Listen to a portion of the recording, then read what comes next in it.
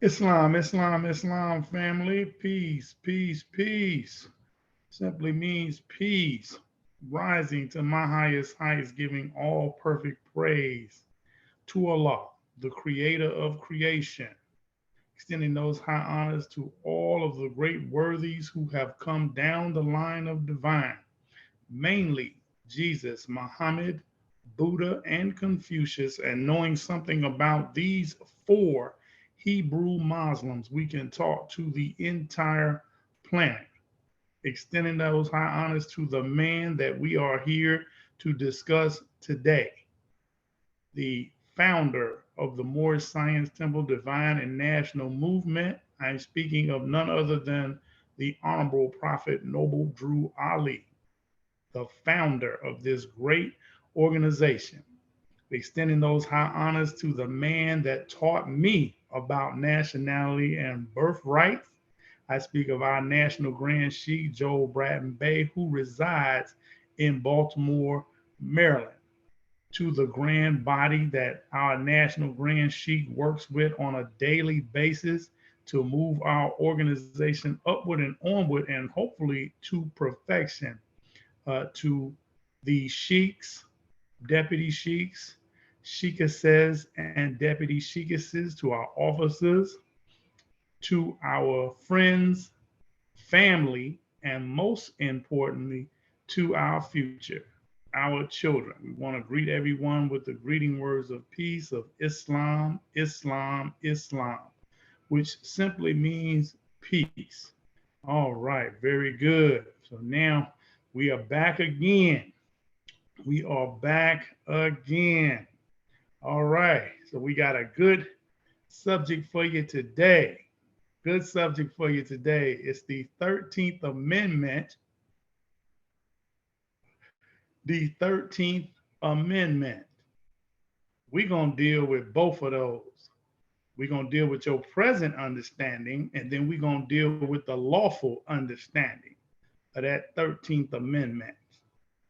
Yes, I'm deliberately saying it that way for a reason, and the reason is going to become very clear. So just giving you a little background. If you go online right now for the movie buffs, there is a movie that came out a few years ago called Lincoln. Lincoln, dealing with President Lincoln and dealing with the era of time of the Civil War and why the Civil War was being fought. Okay. But before we go there, that's the background. But before we go there, it has come to my attention. It has come to my attention that there are some Moors online who obviously you have been watching me, obviously, because your subject matter follows my demonstrations. So whatever I demonstrate, then it's interesting that you come behind me and demonstrate the same subject. The problem is you don't have the context. You don't have the substance, which means that you are like a parrot. The parrot can only mimic what it hears. All you have to do is talk around the parrot, and then it starts talking. The parrot is not that smart. It's just picking up what it hears somebody else say. But nevertheless, you can mirror me all you want. All you're going to do is cause Moore's Nation to rise. That's all you're going to do, because that's what my intention is. My intention is to get us to rise, not to get a bunch of followers and likes.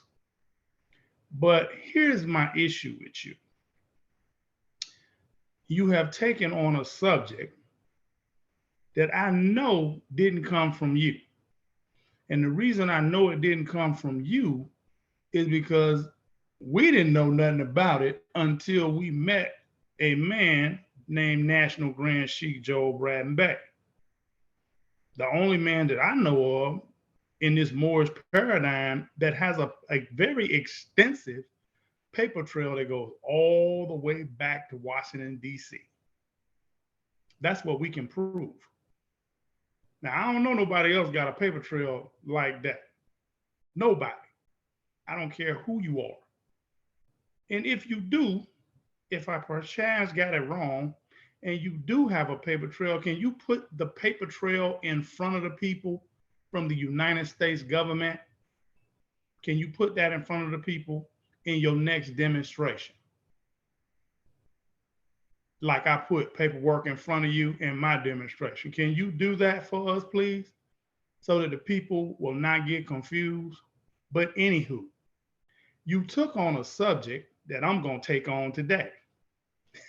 No, see, you got to give credit where credit is due. There's no harm in giving our National Grand Sheik Joel Braden Bey, who resides in Baltimore. See, I keep saying that because I want the people to know where the information is really coming from.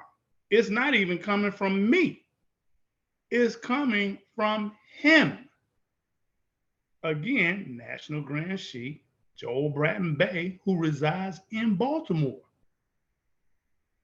That's where the information is coming from. Let's be smart and intelligent, and let's give credit where credit is due. It doesn't diminish your light, but trying to diminish his light is like trying to blow out the sun with your mouth. And you on Earth, 93 million miles away. You still feel the effect of the sun on planet Earth. 93 million miles away. You are feeling the effect of what National Grand Sheik Joel Braden Bey teaches coming through me and his sheiks and sheikesses. You are feeling the effect. He hasn't went online and said nothing. If you can't deal with the students of the teacher is off limits. You can't deal with the students, let alone the teacher. That being said, I just wanted to get that out there before you come up with your next video and swear that you're the author of what I'm about to say out my mouth. No, you are not. Stop it. He who shall remain nameless. I'm not giving you no shine because you're not giving the author of the information no shine. So until then, until you come correct, you shall remain nameless. You don't exist. Now, we can get off into our subject matter. So again, our subject is the 13th Amendment. So since I like to give credit where credit is due, we're going to start with the man that started this whole thing, Prophet Noble Drew Ali, the founder. So you got to get back to what he said, not what you say, not what you think, not what you feel. We're dealing with what he actually said. So Prophet Noble Drew Ali tells us in Act 6 of the Moorish Science Temple Constitution and Bylaws, there are 7 acts. This is Act 6 of 7. With us, all members must proclaim their nationality. And we are teaching our people their nationality and their divine creed, that they must know that they are part and parcel of this said government, and know that they are not Negroes, colored folks, Black people, or Ethiopians, because these names were given to the slaves by the slaveholders in 1779 and lasted until 1865, during the time of slavery. But this is a new era of time now, and all men now must proclaim their free national name to be recognized by the government in which they live and the nations of the earth. This is the reason why Allah, the great God of the universe, ordained Noble Drew Ali, the prophet, to redeem his people from their sinful ways. The Moorish Americans are the descendants of the ancient Moabites whom inhabited the northwestern and southwestern shores of Africa. So that's Acts 6 of 7 Acts out of the Moorish Science Temple Divine Constitution and Bylaws. So now, that was Prophet Noble Drew Ali, the founder. Now we're going to deal with a letter of concern from our National Grand Sheikh, Joel Braden Bey, again, who resides in Baltimore. And if you don't have the Naturalization Orientation Handbook, please go to our website at MoorishamericanNationalRepublic.com. Again, MoorishamericanNationalRepublic.com. Go to the website and pick up these jewels. Order the book, Naturalization Orientation Handbook. But this is a letter to whom it may concern. Because you are a community leader of the so-called Negroes, Black folks, colored people, and Afro-Americans of this country, it is imperative that you cease to lead our people down the path to their certain destruction by continuing to disseminate falsehoods as to their true identity and heritage.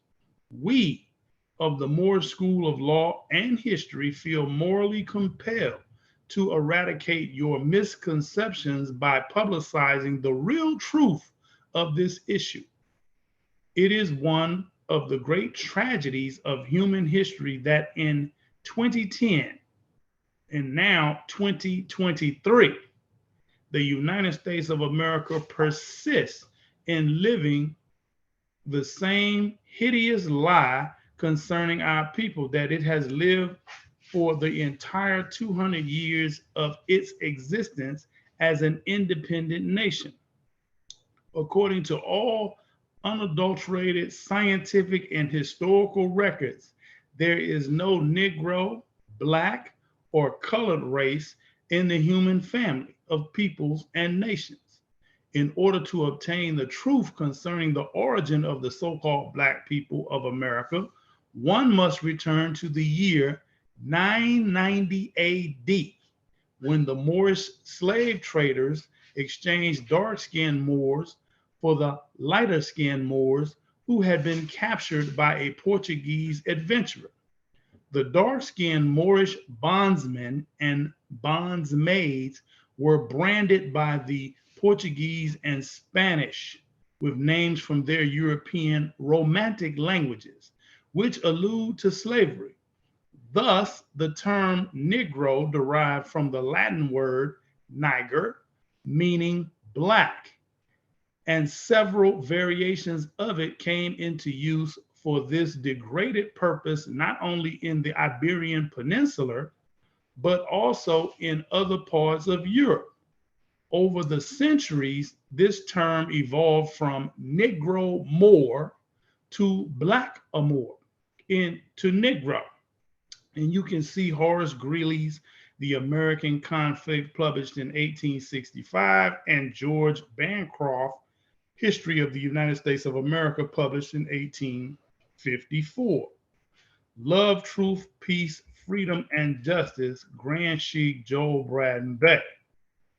Now, I wanted to kind of start my little demonstration here this evening, again, giving credit where credit is due, to let you know that our National Grand Sheikh has been on the battlefield on the front lines for a long time. He didn't just pop up and start dealing with the national side of the movement. Now, what I want you to understand is, you see it says the Moorish Science Temple, the Divine and National Movement of North America Incorporated. Number 13, the Moorish American National Republic. Now, many of you Moorish paradigms, all you do is you deal with the divine side of the movement. What's the national side? There's no conflict There is no conflict. Y'all always talking about the divine and national movement of North America. Is that what Prophet Noble Drew Ali set up? Did Prophet Noble Drew Ali set up the Moorish Science Temple, the divine and national movement of North America? We're going to stop right there. Did he set that up? So if he set that up, then what's the national side of the movement? Somebody riddle me that. That means that would imply that we're a nation, and a nation has a flag. A nation has borders, territories. A nation has citizens. A nation has a constitution. And a nation has a government seal. Would everybody agree with that? I don't care what nation it is. If you do not have the things aforementioned, then you are not a nation. You are a clique, you are a club, you are a great organization, but you're not a nation. Don't make you bad people, it just means you're not a nation. And if you are a nation, then the things that I just mentioned, your flag, your government seal, your citizens, and your territory should be recognized by all the nations of the earth. And again, if it's not, you're not a nation. You may call yourself a nation, but you ain't a nation in the true sense of the word. That's all I'm saying. So there is a flag, as you see in our header, as far as I know, because I could be wrong. And again, if I'm wrong, please point it out to me. As far as I know, there is no Moorish paradigm anywhere that has what you see on the left, top left of your screen. See that Liberty Bell up there? Not one. You got the flag of Morocco. I didn't say the kingdom of Morocco. I said the flag of Morocco on the left. That represents the Moroccan Empire. And an empire has nation states in it. Misnomered and commonly understood and misunderstood as the flag of Morocco, that North African country. No, not true. When you go back and get their history, you'll see that they won their independence, I believe, from France in the 1950s. So that's not what we're talking about. Okay. Then you have the Liberty Bell, Leviticus 25:10. Now that's common law. Now we're dealing with the Levitical Code. Section 16 and 17 of the 13th Amendment with its 20 sections.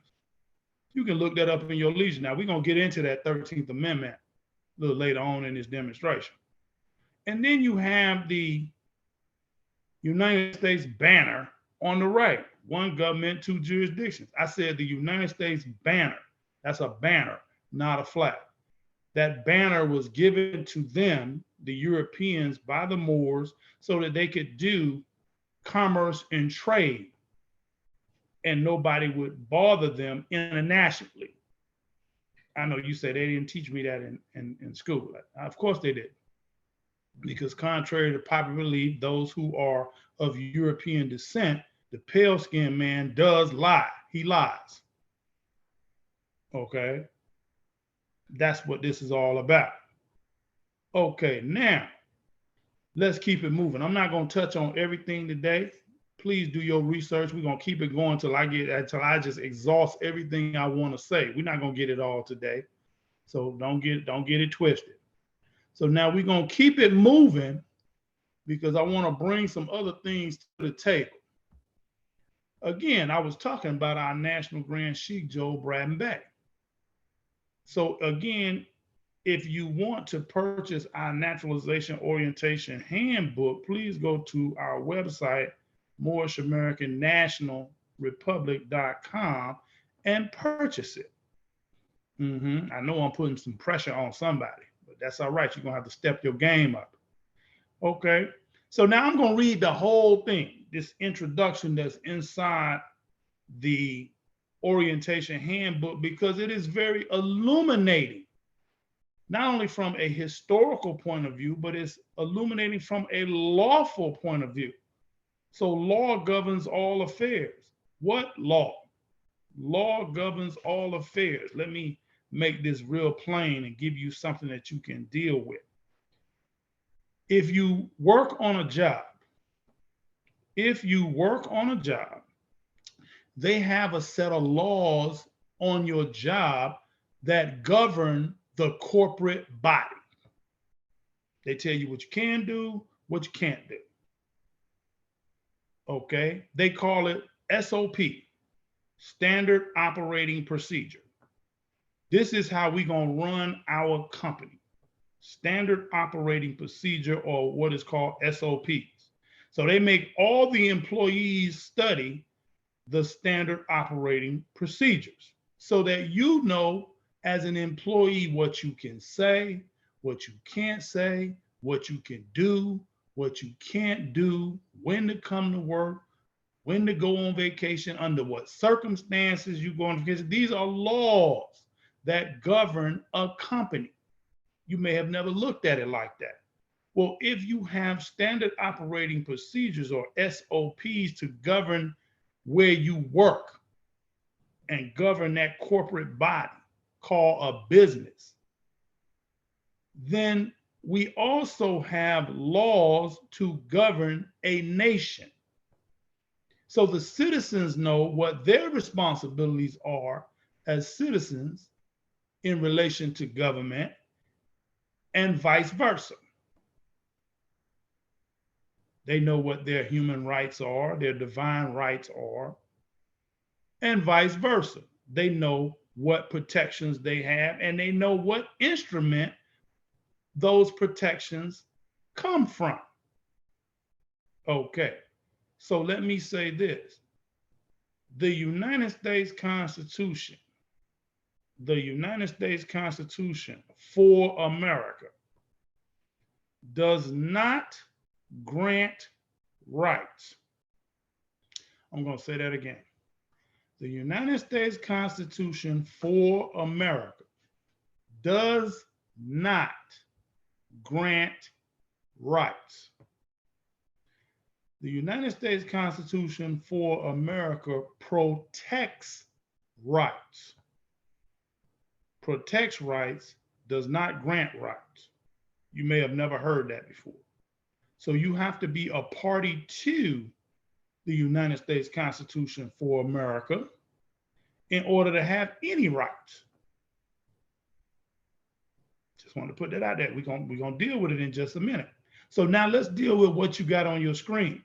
Introduction. We got to take it back. Before we deal with present day and how we got here today, we got to take it back to where we're coming from. Okay. So the term Negro was not capitalized until after the Civil War, when Frederick Douglass and Booker T. Washington attempted to give such ignorance a false semblance of human dignity. The word Black and all of its variations in all languages have always connotated evil, misery, and death. Moreover, the equally inappropriate term colored implies that the individual described has been painted, varnished, stained, or dyed. Afro or African are terms which arose from the European name Africa, branded upon that continent by the ancient Romans in honor of the Roman general Scipio Africanus, following his conquest of the Moorish city of Carthage. Clearly, none of these misnomers, Negro, Black, colored, or African, can be legitimately applied to any people of the human family, because such expressions not only fail to accurately designate the true race and national origin of the people described, but also degrade such people to the level of subhuman existence. In particular, since the so-called Black folks of the United States were, in fact, Moors in 990 AD, they must therefore be Moors in 2023 AD. These Moors are descendants of the ancient Moabites whom inhabited the northwestern and southwestern shores of the land Europeans call Africa, but whose true name is Amexem. Uh-huh. I'm going to just let it marinate. I know, and if you're hearing this information for the first time, do your research prior to 1555, and you're going to run into the truth of what I'm saying. To carry this matter to a higher degree, we recall that this land, Amexem, extends across the great Atlantis along the 36 degrees 30 parallel to the land known today as North, Central, and South America, the old Moroccan Empire. As descendants of Moroccans born in America, we are the true and historically verified Moorish American heirs to the land where the United States of America has been established. What? They didn't tell you that in the public school system. They told you and I that there was a group of people here who are called Native Americans. Native Americans. They say we ran into those people when Christopher Columbus came over here and discovered a part of the world that had never been lost to the original inhabitants. Huh. Interesting. This says we are the true and historically verified Moorish American heirs to the land where the United States of America has been established. Well, the Indians, as they are called, are in India or Hindustan. Try that for size. So how is it if the Indians who are from India or Hindustan are in that country over there in the East, then who are these people in the West? Food for thought. Food for thought. Think about it. Every person in this country wants to find a way to permanently solve the so-called Black Negro problem in America. Now, keep in mind, let me say, I got to keep saying this because we are socially conditioned to call the name of the country America. And it's not. America is a continent, people. America is a continent. North, South, Central America, and the surrounding islands. All of that is America. A landmass, a major landmass separated and bordered by two large bodies of water on each side. The Pacific Ocean on one side, the Atlantic Ocean on another side. Two large bodies of land connected by a isthmus, smaller tract of land. Just want to put that out there. So get out your feelings. Although, now let's get it. Let's deal with this law now, because this is our subject.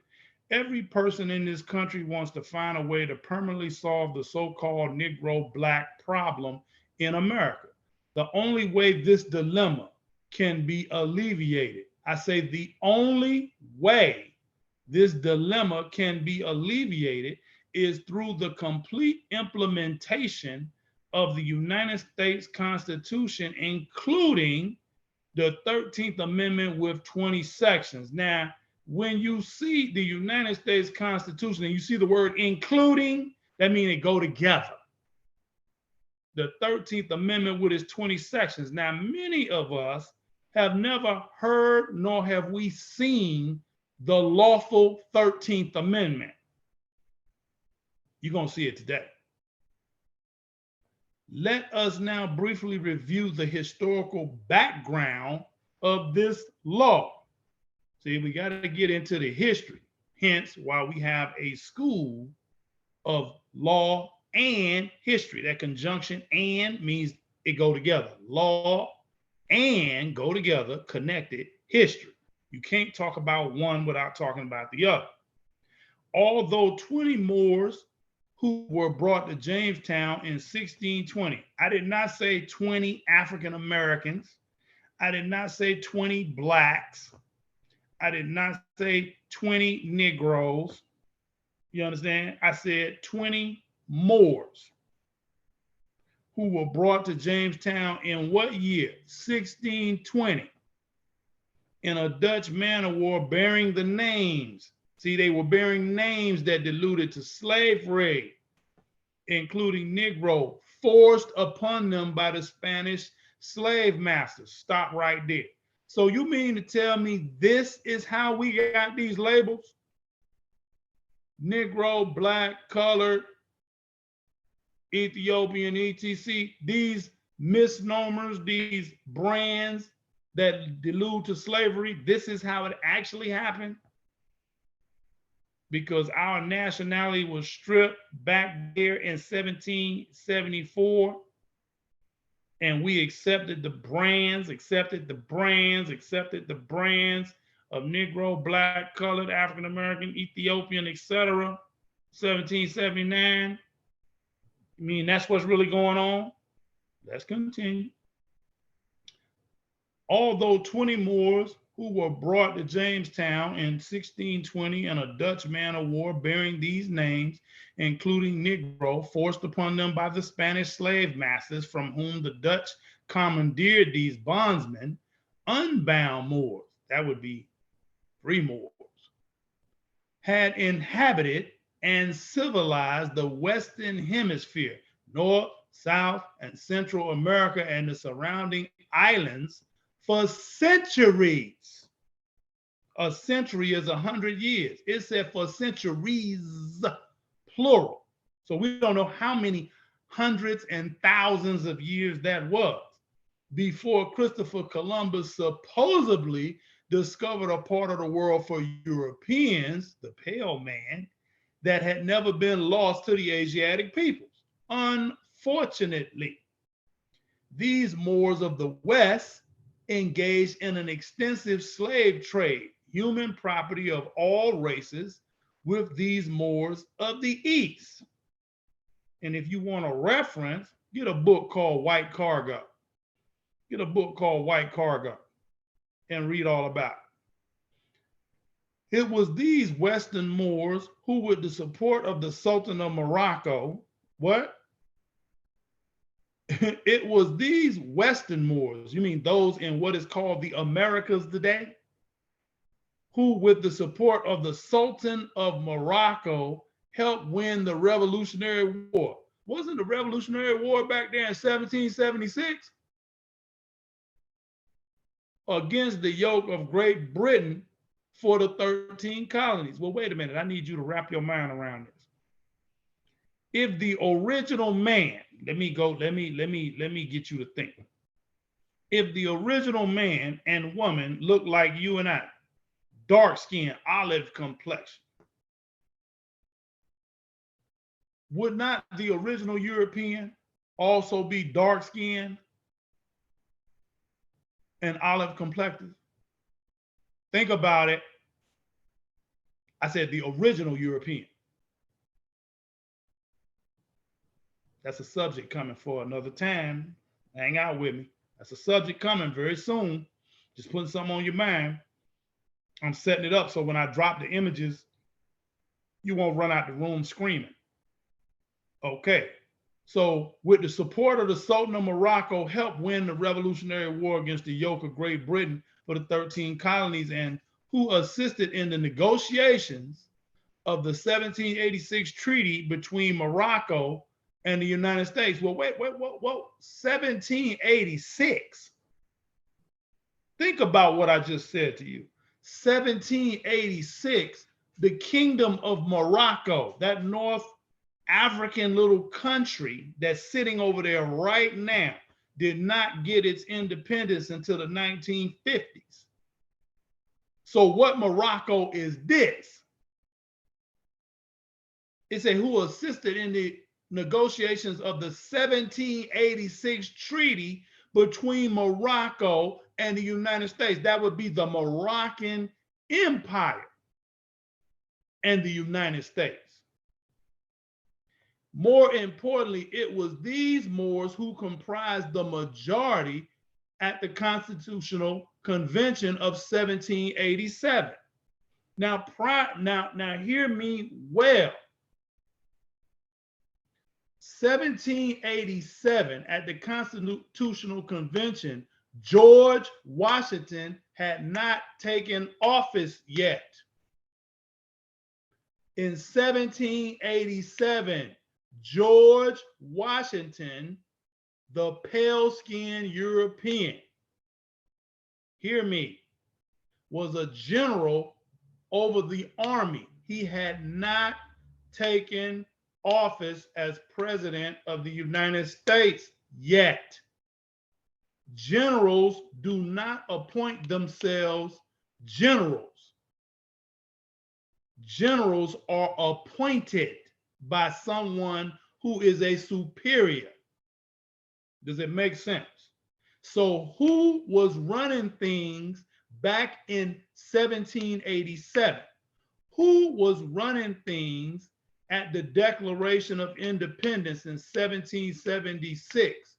Who was running things at the Articles of Association in 1774? If George Washington, the pale-skinned European, had not taken office yet. It was these Moors who comprised the majority. 35 Moorish chieftains and 20 Anglo-Saxons made up we the people to form a more perfect union. The union was already here. The union was already functioning. The union was already operating and controlling the Western Hemisphere. I didn't say the United States. It wasn't in existence yet. I said the Western Hemisphere. Visual aid. Let me get you a visual aid so you can really understand. The flag on the left is the flag of Morocco, not the North African country, the Moroccan Empire. They ain't gonna tell you that part. Because as long as you keep focusing on that little North African country, you're gonna miss the point and thereby miss yourself. And you definitely will miss Prophet Noble Drew Ali, the founder of the Moorish Science Temple, the Divine and National Movement. Let's keep it moving. Now, let's keep going. In writing the Constitution, remember I said in a previous demonstration that the pale-skinned European did not write the Constitution. They were the signers of the Constitution. They didn't write anything. They signed it. They admit they didn't write it. So if they didn't write it, who wrote it? The Moors, our ancestors, people that look like you and I, wrote what is called the Constitution. We were governing ourselves. The Europeans, pale-skinned Europeans, seeing what we were doing, decided, hey, let's come over here. Let's join ourselves on to these people in the Western Hemisphere. So they had to join on lawfully. So they associated themselves with us for 2 years. 1774, the Articles of Association. Are you starting to get why it's the Articles of Association? Go back and read the Articles of Association and see the language.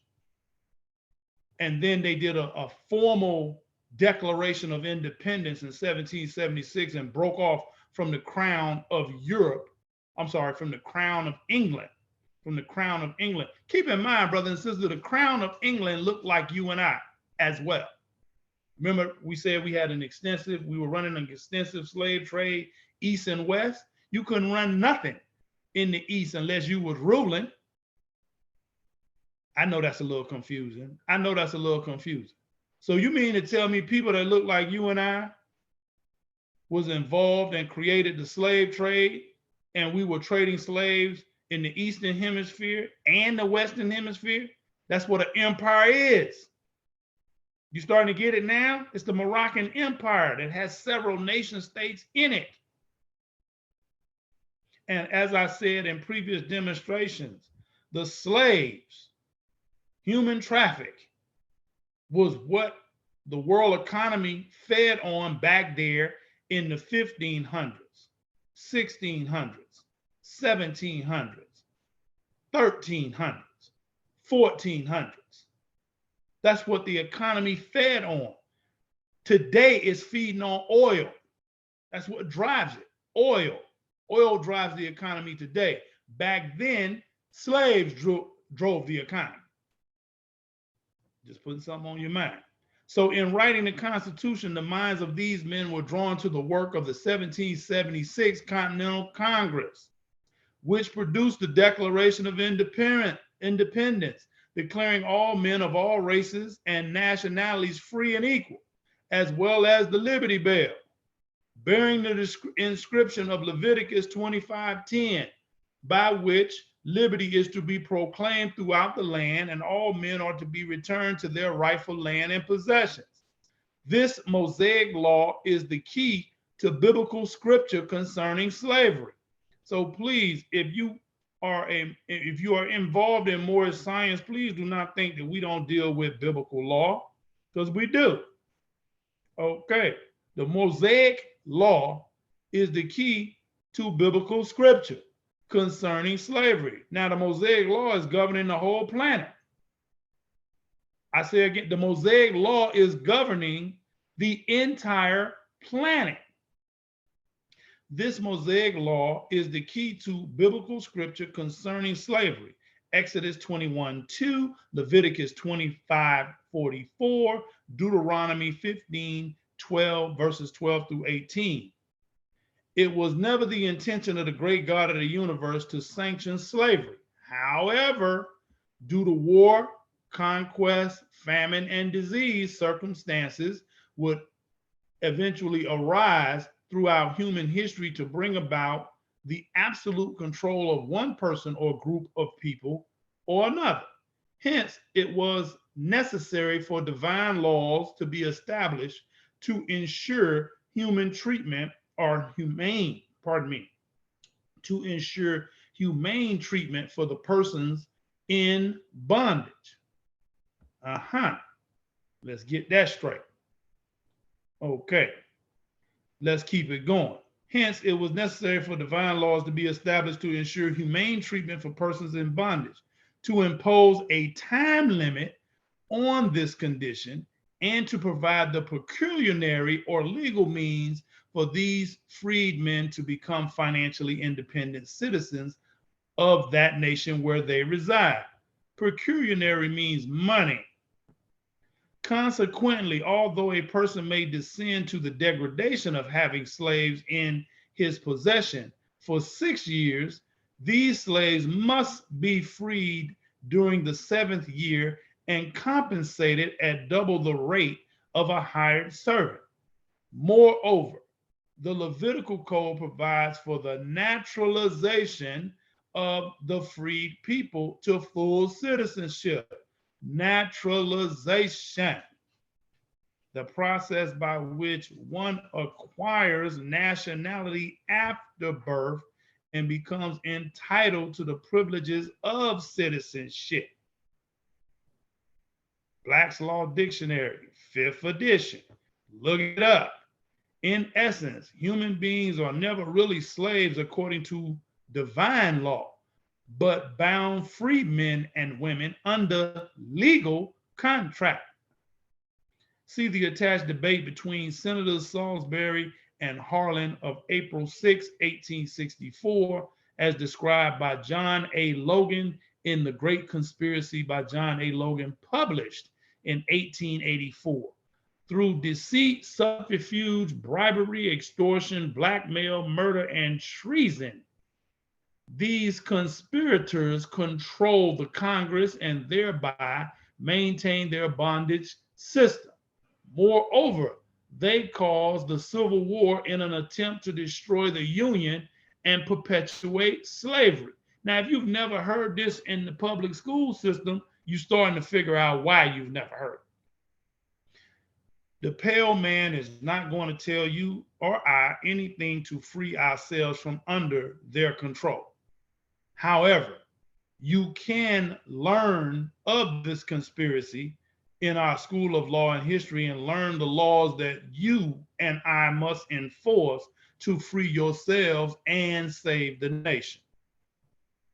Yet, it was Abraham Lincoln who called the attention of the nation back to the true intentions of the founding fathers, both Asiatic and European. Remember, I said it was 35 Moorish chieftains and 20 Anglo-Saxons that formed We the People to form a more perfect union in the preamble of the original free national constitution that Prophet Noble Drew Ali talks about in his divine warning of 1928. His executive will for the purpose of solving the so-called Negro black problem is expressed in the following documents. Initial Emancipation Proclamation of September 22nd, 1862. Annual Address before Congress, December the 1st, 1862. Second Emancipation Proclamation of January the 1st, 1863. Proclamation of Amnesty and Reconstruction dated December the 8th, 1863. And the proposed resolution to Congress dated February the 5th, 1865. Interesting. Following the assassination of Lincoln, President Andrew Johnson adhered to the policies of his predecessor as indicated in Johnson's proclamation of amnesty of May 1865. Just giving you the little historical context. Now, you say, well, I've never heard of those proclamations. I know it was a conspiracy that we're about to get into. That's why you ain't never heard of it. You can't Google search this stuff. You got to go into the Library of Congress and other places to find this information. You got to read books that I'm mentioning to you. And believe me, they know Negroes and Black folks and African Americans do not like to read. We spend billions of dollars on hair care products, but very few dollars on books. Very few dollars on books because books require effort.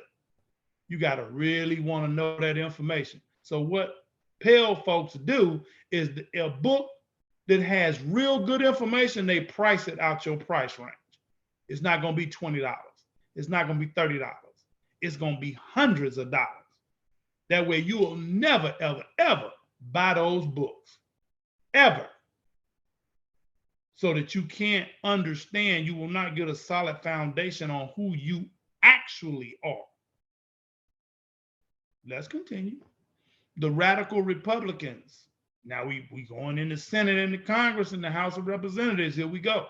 The radical Republicans led by Thaddeus Stevens in the House of Representatives and Charles Sumner in the Senate attempted to hinder Lincoln's plans and to severely punish the South for rebelling against the Union being perpetual. To accomplish these ends, the radical Republicans, or the radicals, they're the radical Republicans, but the radicals attempted to incorporate a 13th Amendment with 2 sections to the Constitution to prevent, are you feeling me? To prevent former slaveholders from receiving compensation for their confiscated human property. Let me stop right there. We fought a civil war. I need you to understand this. You understand that part. The Union, as it was taught in public school system, they taught you that the Union was under this flag right here. On the right. Ain't that what they taught you? They said the Union was under this. That's the United States flag. This is what they tell you. I'm just go with the narrative. Just go with the narrative. Calm down, Moors. Calm down. You're like, it's a banner. Calm down. We're going with the narrative. Some stars look just, some flags look just like this, got the 13 stars in a circle. But the bottom line is, on the other side of the equation, there was the Confederate flag that represented the Confederacy. You follow me? Now, my question is to all in the listening audience, can you find the Confederate flag today?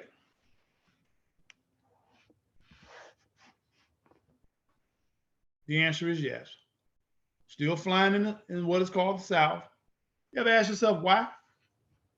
If the war is over and you lost, why is your flag still flying? Why do you have the flag on pickup trucks and t-shirts and postcards and what is going on? You lost. The spoils go to the victor, not the losers. Why are you still flying this battle flag? The war's over. Let it go. It's over. 1865. Let it go. Come on, so-called white folks. Let it go. Why are you still flying it? It's over.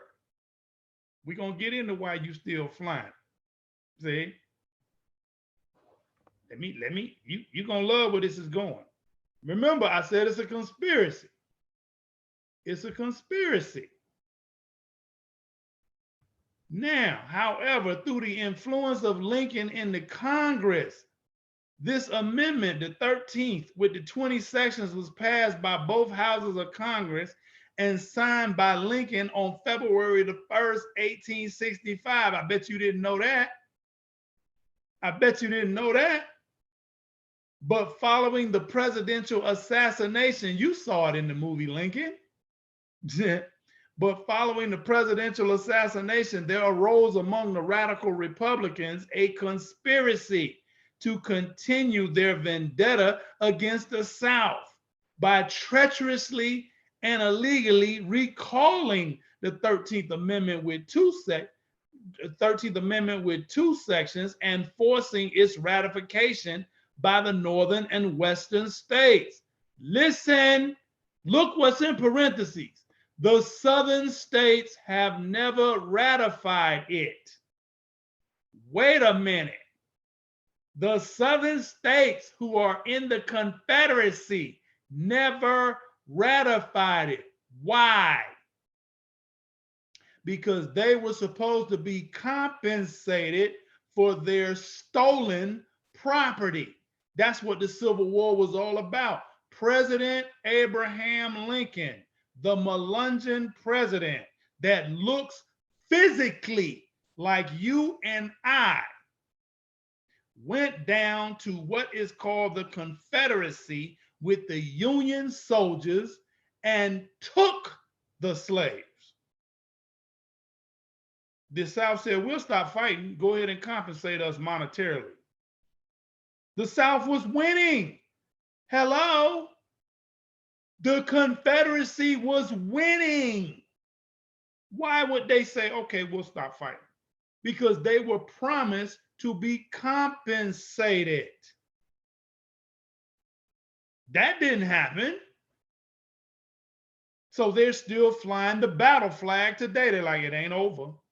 It ain't over. And they give the Asiatics in the quote unquote Bible Belt, the South, absolute hell.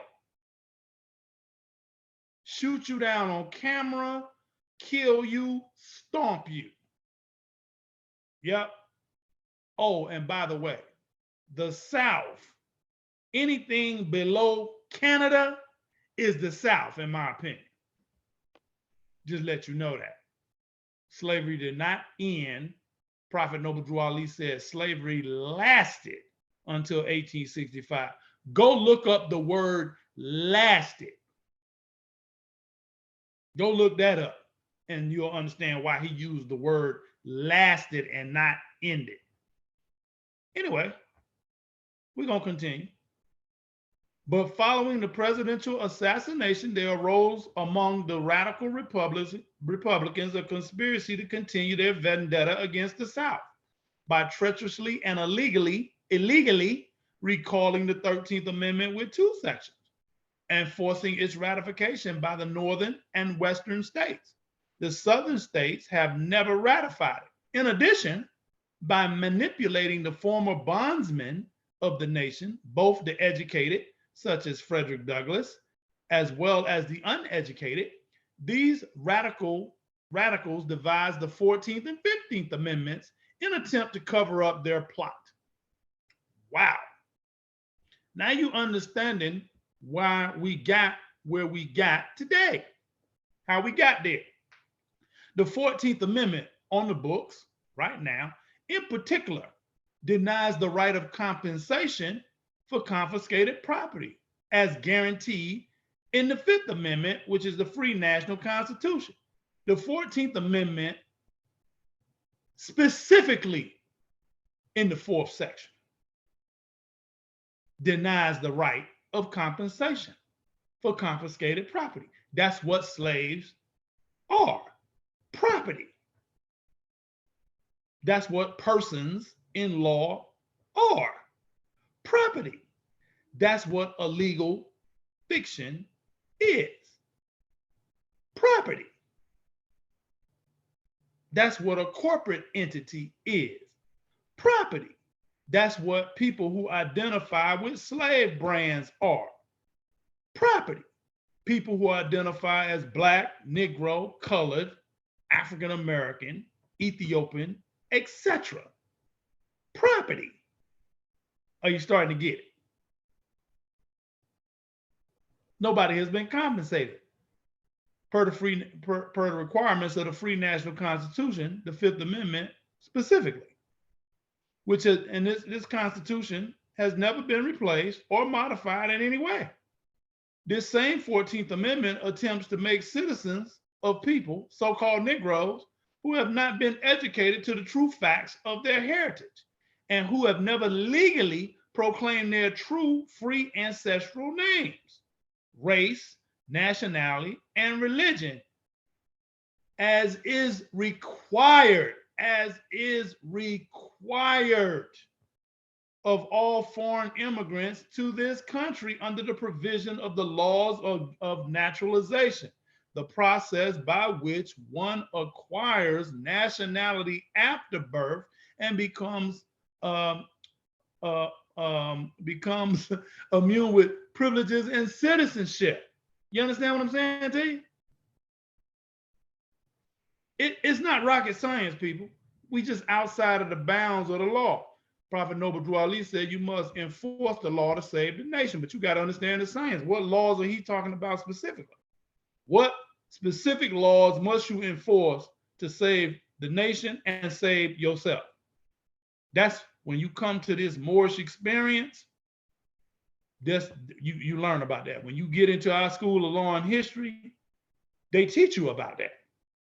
When the so-called Southern whites resisted the enforcement of the 13th Amendment with two sections, wait a minute, when the so-called Southern whites resisted the enforcement of the 13th with two sections, 14th and 15th Amendments, specified in the Civil Rights Act of 1875, the issue was taken to the Supreme Court in 1883. So they talked about it. The issue was taken to the Supreme Court, 1883, rendering the majority opinion. Justice Bradley clearly ruled that the amendments had no power to guarantee the rights of so-called Negroes. Yet, due to their brainwashed level of thinking, the so-called Black folks continued to believe that they were citizens under the 14th Amendment. Let me say that again. Yet, no matter what we say to you, no matter what I show you, you, due to your brainwashed level of thinking, the so-called Black folks who are in reality Moors, but they are clinging to names and principles that delude to slavery, continue to believe that they are citizens under the 14th Amendment, which makes you a slave. This misconception has persisted to this very day as a result of pacifiers such as the 1954 Supreme Court integration decision. Separation is the best and only solution. Now, just in case you think we play pimping, because I know some of y'all like, That ain't what's happening. Yeah, I know, because you ain't never seen that.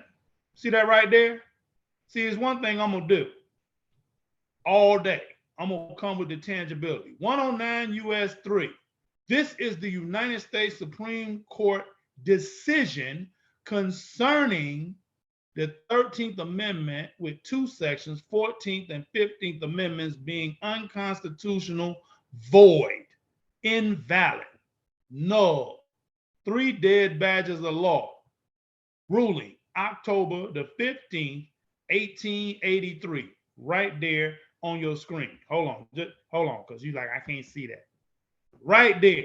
109 US 3. October the 15th, 1883. Ruling, the United States Supreme Court ruling, 13th Amendment with two sections, 14th and 15th Amendments, unconstitutional. This is what you got to deal with. See, when you come this way, I'm not finna play with you. You can get out your feelings. You can check your emotions at the door. Okay? When you come this way, this is how I get down.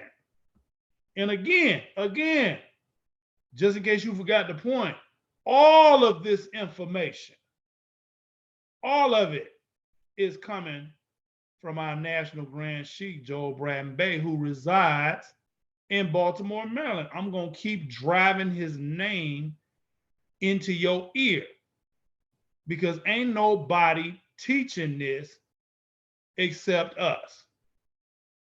Nobody. The first man to legally move to resurrect the 13th Amendment with 20 sections and the executive will of Lincoln for the eventual enforcement in the federal government was Grand Sheik Richardson Dingle Eel. Born in South Carolina in 1910, he was the first so-called Afro-American to throw off the shackles of Negroism by being the first man to register with the federal government as a descendant of Moroccans. Born in America, he also established through national headquarters selective service system a program known as the Moorish National Bureau of Vital Statistics, under which all people must register according to his example. See the National Archives file number 539, record group number 147. Say what? Nobody has a paper trail like this. Nobody. Under this system, what system? The Moorish National Bureau of Vital Statistics. The U.S. National Bureau of Vital Statistics and all state bureaus must be purged of the filth of the racial designation of Negroism. That's why you take your paperwork and put it on the record so that you could be recognized. There is but one issue for them to be recognized, and it comes only through the connection of the Moorish Science Temple, the Divine and National Movement, which is incorporated in this government. Do you feel me? All this other stuff you trying is futile. Under this system, the U.S. National Bureau of Vital Statistics and all state bureaus must be purged of the filth of the racial designation of Negroism and the correct designation of our people as to race, Asiatic, and the nationality, Moorish American, must be inserted in lieu thereof. The only permanent solution to the race problem in America is the complete implementation of Lincoln's executive will and the 13th Amendment with 20 sections, the essence of which can be summarized as follows. Compensation. You don't want to be compensated for your ancestors' slave labor? It's already been set up through the Freedmen's Bureau and the United States Treasury, but you know, who am I? What do I know?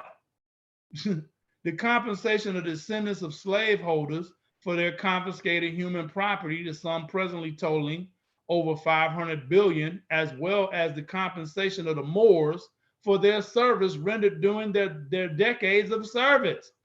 You don't want to be compensated? Oh, okay. Naturalization. The registration of all Moors into the Moorish National Bureau of Vital Statistics, through which they can return their European names to the European people, legally proclaim their true free national names, race, nationality, and religion, and be officially declared citizens of the United States by the federal government. Oh, interesting. You don't want to be a true citizen in the true sense of the word. You want to be a second-class citizen. You want to be a Negro. You want to be a slave. You want to be a corporate entity. You want to be a legal fiction. You want to be a person. That's what you want to be. Colonization. The colonization of Moors on their own land between the Allegheny and Rocky Mountains, which Lincoln called the Egypt of the West. You don't want to be colonized? You don't want a separate land or territory of your own? You don't want that? You want to continue to live under the pale man and catch all this hell that we catching? You don't want to rule yourself? Everybody on the planet rule themselves. Hell, brother and sister, if you go to the Navajo reservation right now in Arizona, if you go to the Navajo reservation, you ain't gonna see nothing but Navajos running it. Europeans are not allowed to come in and I like to sit on your council and help you govern. No, get out. You go to Jamaica right now, you're gonna see the Jamaicans governing themselves. You go to Haiti right now, you're gonna see the Haitians governing themselves. If you go to China right now, you're gonna see the Chinese running themselves. The Koreans are not going to be able to go to China and run nothing. You want to run something, you go to Korea and you can run. Good or bad, you're going to run it. Why is it that so-called black folks are the only people on planet Earth who want to have other nationalities and races in their business? We talk to you about separation, you put up overwhelming resistance. You just want white folks in your business. Separation is the best and only solution. That's not what I said. That's what another man who wore a little fez called the Honorable Elijah Muhammad taught and said. Separation is the best and only solution. President Lincoln, separation is the best and only solution. Prophet Noble Drew Ali, separation is the best and only solution. The colonization of Moors on their own land between the Allegheny and Rocky Mountains, which Lincoln called the Egypt of the West, separation, compensation, and naturalization is the best and only solution. Give it to you another way. I can't let it go. You go to a restaurant, fine restaurant. You got your Mobitus on your arm. You looking scrumptious. She looking scrumptious. You get to the maitre d' at the restaurant and you say, wow, this is a nice place. And she say, wow, this is nice. Thank you for bringing me here. This is awesome. And you get to the maitre d' and they hand you the menus. And the menu got one item on it. You and your wifey, y'all sitting down at the table looking at the menus with one item. And you go, well, maybe there's been some type of mistake. You know, y'all having a conversation amongst yourselves. Baby, do your menu say you only got one item on your menu too? Yeah, maybe they gave us the wrong menu. So you call over the waitress or the waiter. Excuse me. Hey, is there a problem with the menu? This menu only got one item on the menu. Yes, sir. But it's our best item. You do want the best item, don't you? Sure, you want the best. Of course you do. Well, yeah, I want the best. Uh-huh. Well, can we see some other items? It's the only item. It's the only item. It's the only item. It's the best, which you say you want, and only item. See, Allah wants you to have the best. And you can't have the best unless you separate. You ain't gonna never be nothing under the foot of white folks. You ain't gonna never be who Allah truly made us to be. We cannot grow into our own reality under these people and their social construct called the United States. It ain't gonna never happen. I don't care what amendments you pass, what laws you pass. I don't care what it is. Until you implement what I got on the screen right now, ain't nobody getting no justice. Period. And justice, brother and sister, is not a payout. That's not justice, not in the mental condition that we are in today. See what it says? See what it says? You have to be educated. Right now, you are trained. You're not educated. You're trained. Let's move on. So, as I said earlier, what is on the books right now is this amendment right here. See, I did the research for you because I knew you wasn't going to look nothing up. That's what's on the books right now.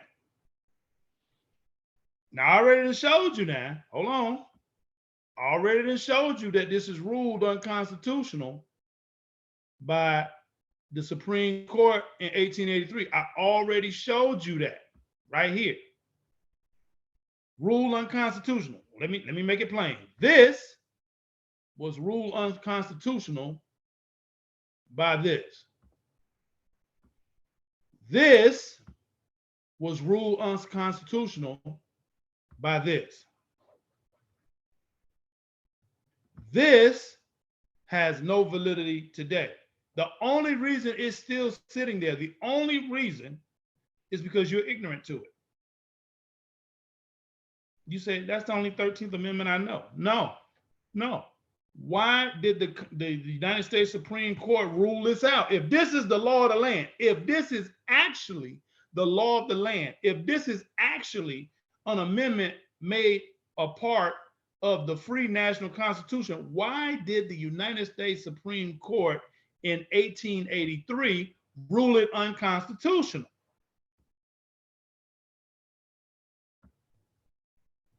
Because there was the actual 13th Amendment was already on the books. This was already on the books. You see what it says?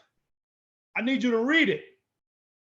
The 13th Amendment. Notice it don't say the 13th Amendment and then got in parentheses with 20 sections to the United States Constitution. It don't say that. It says the 13th. The 13th Amendment. Remember the movie I told you to watch at the very beginning? I said, go get the movie called Lincoln. You see Lincoln talking about the 13th Amendment all the way through that movie. He's talking about this. He's talking about this. He's not talking about, look, he's talking about this, not this. That was ruled unconstitutional. This is the law of the land right here, right now in 2023. Now, my question to you is, how come you ain't never heard nor seen this? Matter of fact, wait a minute. I'm going to do you one better. How come this says the Moorish science temple divine, spiritual matters, cosmos, universe, the essence of who you are, the divine, but then it says, and national movement. How come the Moors leave off and national? What's the national side of the movement? Why y'all ain't teaching that? Could it be that you don't know what the national side is? Could that be it? Could it be that you think the national side of the movement is getting our people involved with the United States codes? Is that what it is? Could you actually believe that statutory law, you think that's where it's at? No, it's not where it's at. Divine and National Movement of North America Incorporated. But do you see this little part right here? See, anytime you see incorporated, that's a corporation. So the Moorish Science Temple, Divine and National Movement of North America Incorporated, number 13, is a corporate entity doing business on behalf of the Moorish American National Republic, which is the government itself. What? Wrap your head around it. Article 4, Section 4 of the Free National Constitution that Prophet Noble Drew Ali told you to obey in Act 5 of the Moorish Science Temple Constitution and bylaws. You're just out of order. That's the government. That's the republic for which it stands. One nation under God, indivisible, with liberty and justice for white. White is a legal status, not pigmentation of skin. White is an adjective that describes a noun. So nobody is talking about white in terms of white people. There's nobody walking around the color of my tennis shoes. Doesn't happen. There's nobody walking around the color of what you have on the screen. What you have on the screen is white. Ain't nobody nobody look like that. What are you talking about? I lost your mind. So this is ruled unconstitutional in 1883 because this is already the law of the land. See what it says? Ratified November the 18th, 1865. See? By 3/4 of the several states. Hello? Ratified November the 18th, 1865 by 3/4 of the several states. So I don't want to leave that alone. I'm not going to go there just yet. The constitutional amendment that ruled all slave brands out. The constitutional amendment that ruled all slave brands out is the 13th Amendment with its 20 sections.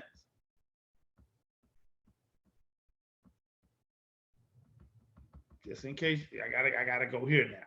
I gotta go here. I gotta go here. We're gonna do it like this. Recap real quick. The constitutional amendment that ruled all slave brands out is the 13th Amendment with 20 sections. This law passed both houses of Congress and was signed into law by President Lincoln on February the 1st, 1865. This law provided compensation, money, to both the slaveholder and the slave. That's why the Confederate flag is still flying down in the South. That's the battle flag. It's still flying because did the slaveholders get compensated for their confiscated slave property? Did they get compensated? Did you hear about it on television? Did you read about it in the newspaper? Are they talking about it at TMZ? No, ain't nobody talking about it. Land over 22 states for the purpose of colonization and naturalization, education as to our true identity and history. Every nation has a history. Wait a minute. So we discussed naturalization, the process by which one acquires nationality after birth and becomes entitled to the privileges of citizenship. We talked about that.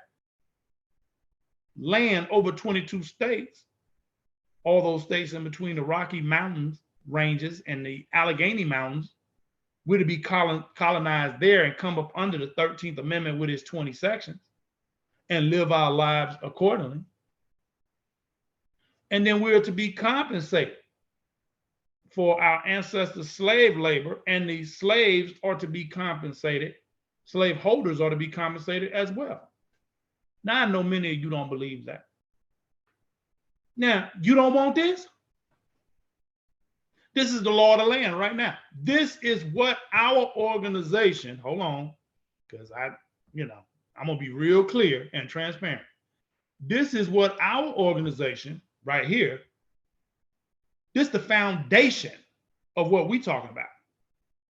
Under the leadership of National Grand Sheikh Joel Bratton Bey, I'm going to be real clear. There ain't no other Moorish paradigm talking like this. And to the brother that's out here sound biting my demonstration, let me see you follow this one with the tangibility. Let me see you do that. See, we the only organization talking like this. You can talk about the 1320, but I bet you can't explain it. I bet you can't explain it. I ain't heard you explain nothing. That's all right.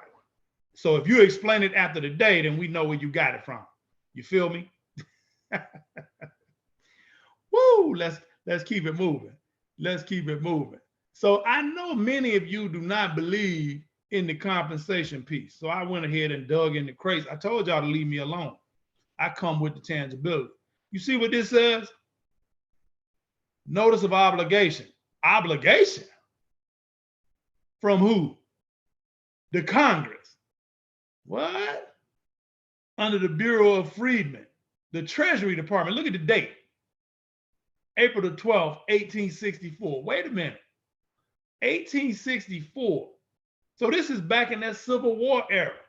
So you mean President Abraham Lincoln, got this 13th Amendment with its 20 sections ratified November the 18th, 1865, made a permanent part of the free national constitution that that Prophet Noble Drew Ali is talking about.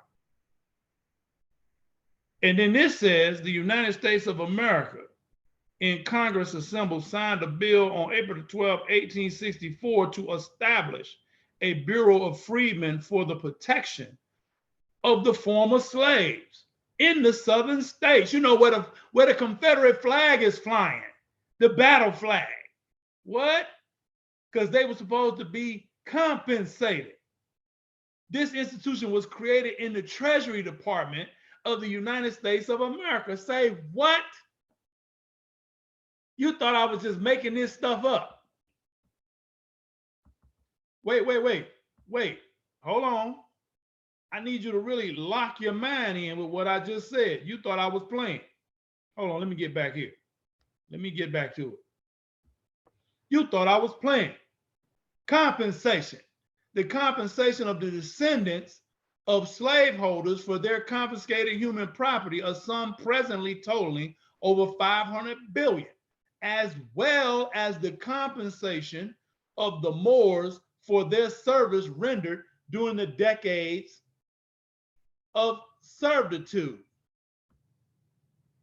The United States of America and Congress assembled signed a bill on April 12, 1864 to establish a Bureau of Freedmen for the protection of the former slaves in the southern states. Financial matters. This institution was created in the Treasury Department of the United States of America. Its purpose was to preserve the wealth of the former slaves and the black soldiers that fought in the war to preserve this land.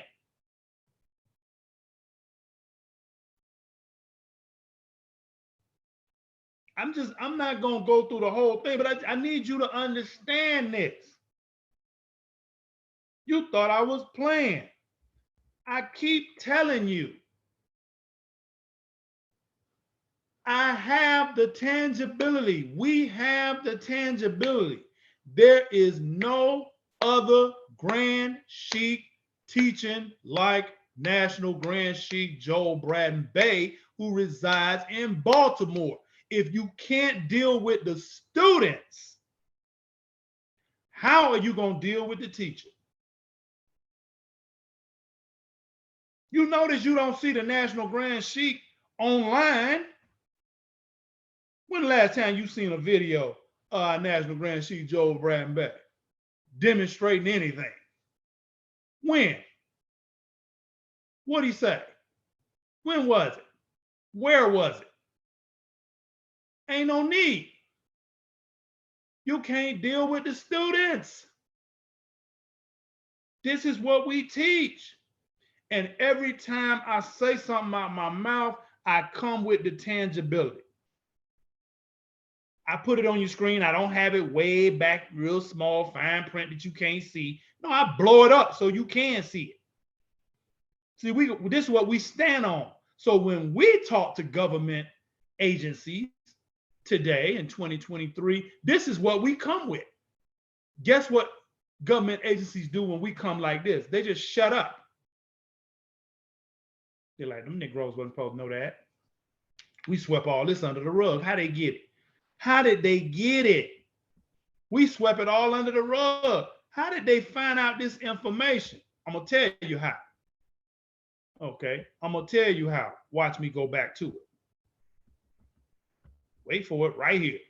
The first man to legally move to resurrect the 13th Amendment with 20 sections and the executive will of Lincoln for their eventual enforcement in the federal government was Grand Sheik Richardson Dingle Eel. Born in South Carolina in 1910, he was the first so-called Afro-American to throw off the shackles of Negroism by being the first man to register with the federal government as a descendant of Moroccans born in America. That's how. Now, I told myself I was not going to get excited. It's not working. Can't do it. So we done showed you back here. This is 1864. Notice of obligation from the 38th Congress, first session, under the Bureau of Freedmen, the Treasury Department. So the money has been set aside. Now, I don't believe nothing white folks say and do. Fine. If you don't believe it, then that's okay. You have a right not to believe it. Move on. You can accept it or reject it, take it or leave it. I'm just presenting the information to you as taught through our School of Law and History, as taught by our National Grand Sheik, Joel Bratton Beck. That's all. You don't want to go this way? Don't go this way. But as I said on several occasions, when they crack your head open, don't bother me. Do not bother me. I'm going to walk nobly by. So now, that being said, let's deal with this, because I said we must enforce the law to save the nation. I got it, National Grand. I got it. In the Senate, March 31st, 1864. See what it says? The Hebrew law. Let me let that marinate. Wait a minute. Look at that. In the Senate, March 31st, 1864. Hold on. Check it. Look. January, February, March. Third month. Look, this is April. Fourth month, 1864. Are you picking up what I'm putting down? Are you picking up what I'm putting down? Lot going on in 1864. Wait a minute. Hold on. We're going to do it just like this. In the Senate, you know, the same Senate that had the radical Republicans in it, that came with this treacherous 13th Amendment with 2 sections. That same Senate that was trying to derail this, the 13th Amendment with 20 sections, at the same time, they was dealing with this. Oh, I'm going to make this so plain. I'm going to make you lose your mind. See, this is called connect the dots. This is called when you have understanding. See, get knowledge for us the principal thing. Y'all get knowledge. Y'all got a lot of knowledge out here, but y'all have very little understanding. So since you don't have no understanding, you can't enforce nothing. You get spun around when they start talking to you. You're not going to spin Deputy Sheik Thomas Muhammad Eel around. No counter way. I told you I beat you with your argument. I won't even get into mine. We're not going to waste time with what they debated in the Senate. We're going to get right to it, because I want the slaves and those that are clinging to names and principles that delude to slavery. So look at what they said back here, March 22nd, 1864. Irie Marks said he in this connection that the Levitical code, wait a minute, didn't we talk about that a few minutes ago? Leviticus 25:10.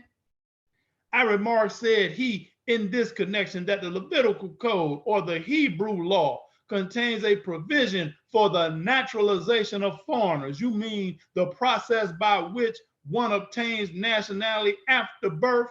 You mean those who are foreign to the United States jurisdiction?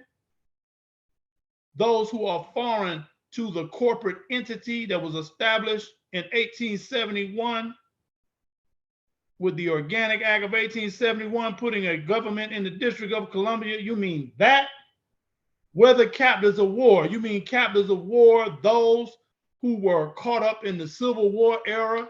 So those who come under the proclamations of President Abraham Lincoln, or voluntary immigrants? That don't apply to us because we on our own land, so we ain't voluntary immigrants. By compliance with the requirements of this law. What law? The Hebrew law. They who? All of these people clinging to names and principles that delude to slavery. Those who have not naturalized become citizens. Wait, what? They become citizens in the true sense of the word, entitled to all the rights and privileges and immunities of the what? Native Hebrews. The Hebrew slave code applicable to enslaved Hebrews is in these words: and if thy brother an Hebrew man or a Hebrew woman be sold unto thee and serve thee 6 years, then in the 7th year thou shalt let him go free from thee. Now, I read that earlier in the introduction. Now you got the actual scripture there sitting in the Hebrew law, actually sitting in your face. Again, we're going to come with the tangibility every time. We're going to connect the dots every time. I'm going to say it and make it so plain that a fool will find it hard to error. The only reason you don't go this way is because you just don't want to go that way. You ain't got no faith in yourself. Because for every one of y'all that tell me it don't work, I'm going to show you a more and a more bias that will prove to you it does work. It's you. It ain't nobody else. I remarked, said he, in the connection that the Levitical code or the Hebrew law contains a provision for the naturalization of foreigners, whether captives of war or voluntary immigrants. By compliance with the requirements of this law, they become citizens, entitled to all the rights and privileges and immunities of the native Hebrews. When did you comply with the requirements of this law? You can answer that for yourself. When did you comply? And since you did not comply, and since you are ignorant to the law, this is where they stuck you, which was ruled unconstitutional in 1883 by the United States Supreme Court here. So if what you have here is ruled unconstitutional here, why are you still using this? I'm confused. Because you don't know nothing about here. 13th Amendment with its 20 sections, made a permanent part of the free national constitution, of which Prophet Noble Drew Ali told you to obey in Act 5 in the Moorish Science Temple Constitution and Bylaws in Act 5 specifically. He told you that. I didn't say it. He said it. Now, let's deal with it. The 13th Amendment of the Constitution of the United States, ratified November 18, 1865 by 3/4 of the several states, which makes it law. I need you to understand this. I need you to understand this. Let me go back here. Just I gotta get it, because some of y'all look crazy. I gotta get. Let me find it. Hold on. Bear with me 1 second.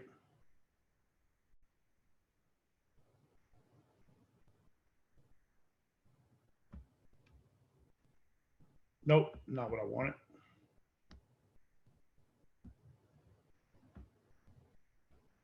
go, boy. Did I lose it?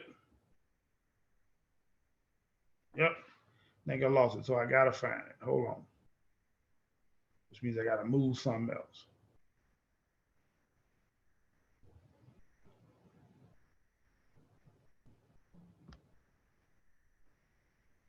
Okay.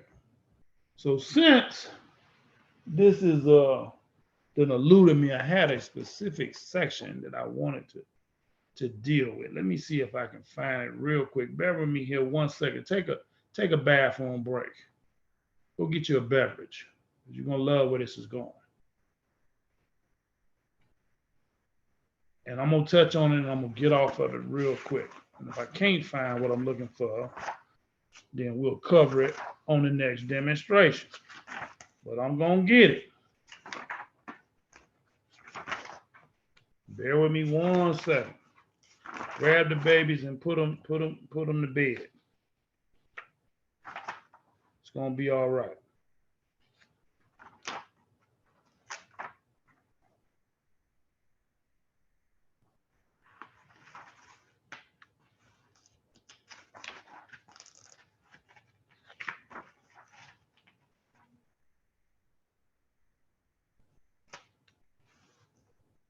Aha, got it.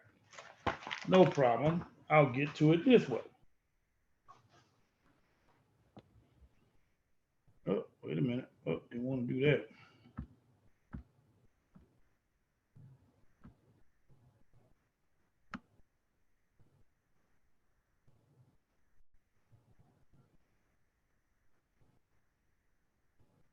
I was flowing real good, but then I got thrown off here, one of my screens. Now I'll find it after I had all this set up, but that's okay.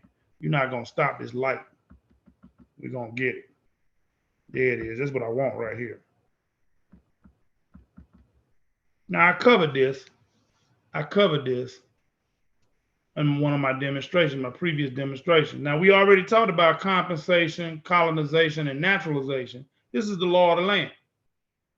As a result of this conspiracy, this law has never been carried out. What law? This is also why President Lincoln was assassinated. The 13th Amendment with 2 sections was inserted in its place. So now I'm gonna go to the extreme. Okay, I'm gonna go to the extreme. Let me get it. So this was inserted in the place of the 1320.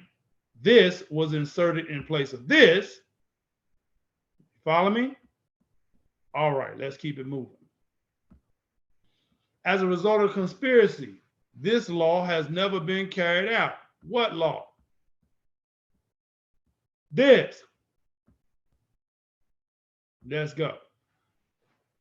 This is also why President Lincoln was assassinated. The 13th Amendment with 2 sections was inserted in its place with the same vote count, 38-6 in the Senate in 1864 and 119-56, 8 not voting, January the 31st, 1865. Then it was ratified, which makes it on November the 18th, 1865 by three quarters of the several states, which made it law.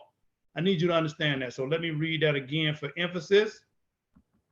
Because if you Google the 13th Amendment with 2 sections right now, it's going to have the same vote count on it. So if the 13-2 has got the same vote count on it, and it is a conspiracy going on, then you got to understand why the United States Supreme Court here ruled it unconstitutional in 1883. Let's keep it moving. As a result of conspiracy, this law has never been carried out. This is also why President Lincoln was assassinated. The 13th Amendment with 2 sections was inserted in its place with the same vote count, 38-6 in the Senate in 1864. The same year, I need you to catch this, 38-6 in the Senate in 1864. Well, what was y'all doing in the Senate in 1864? What were you doing? Okay, let me get to it. You was debating the Hebrew law as well.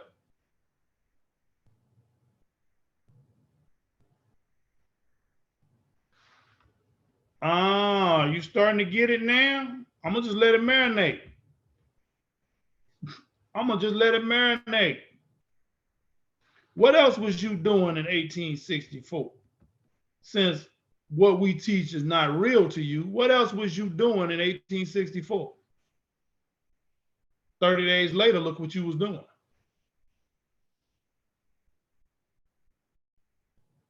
It must be true, brothers and sisters. Why would the Congress be even dealing with this if there was no 13th Amendment with 20 sections?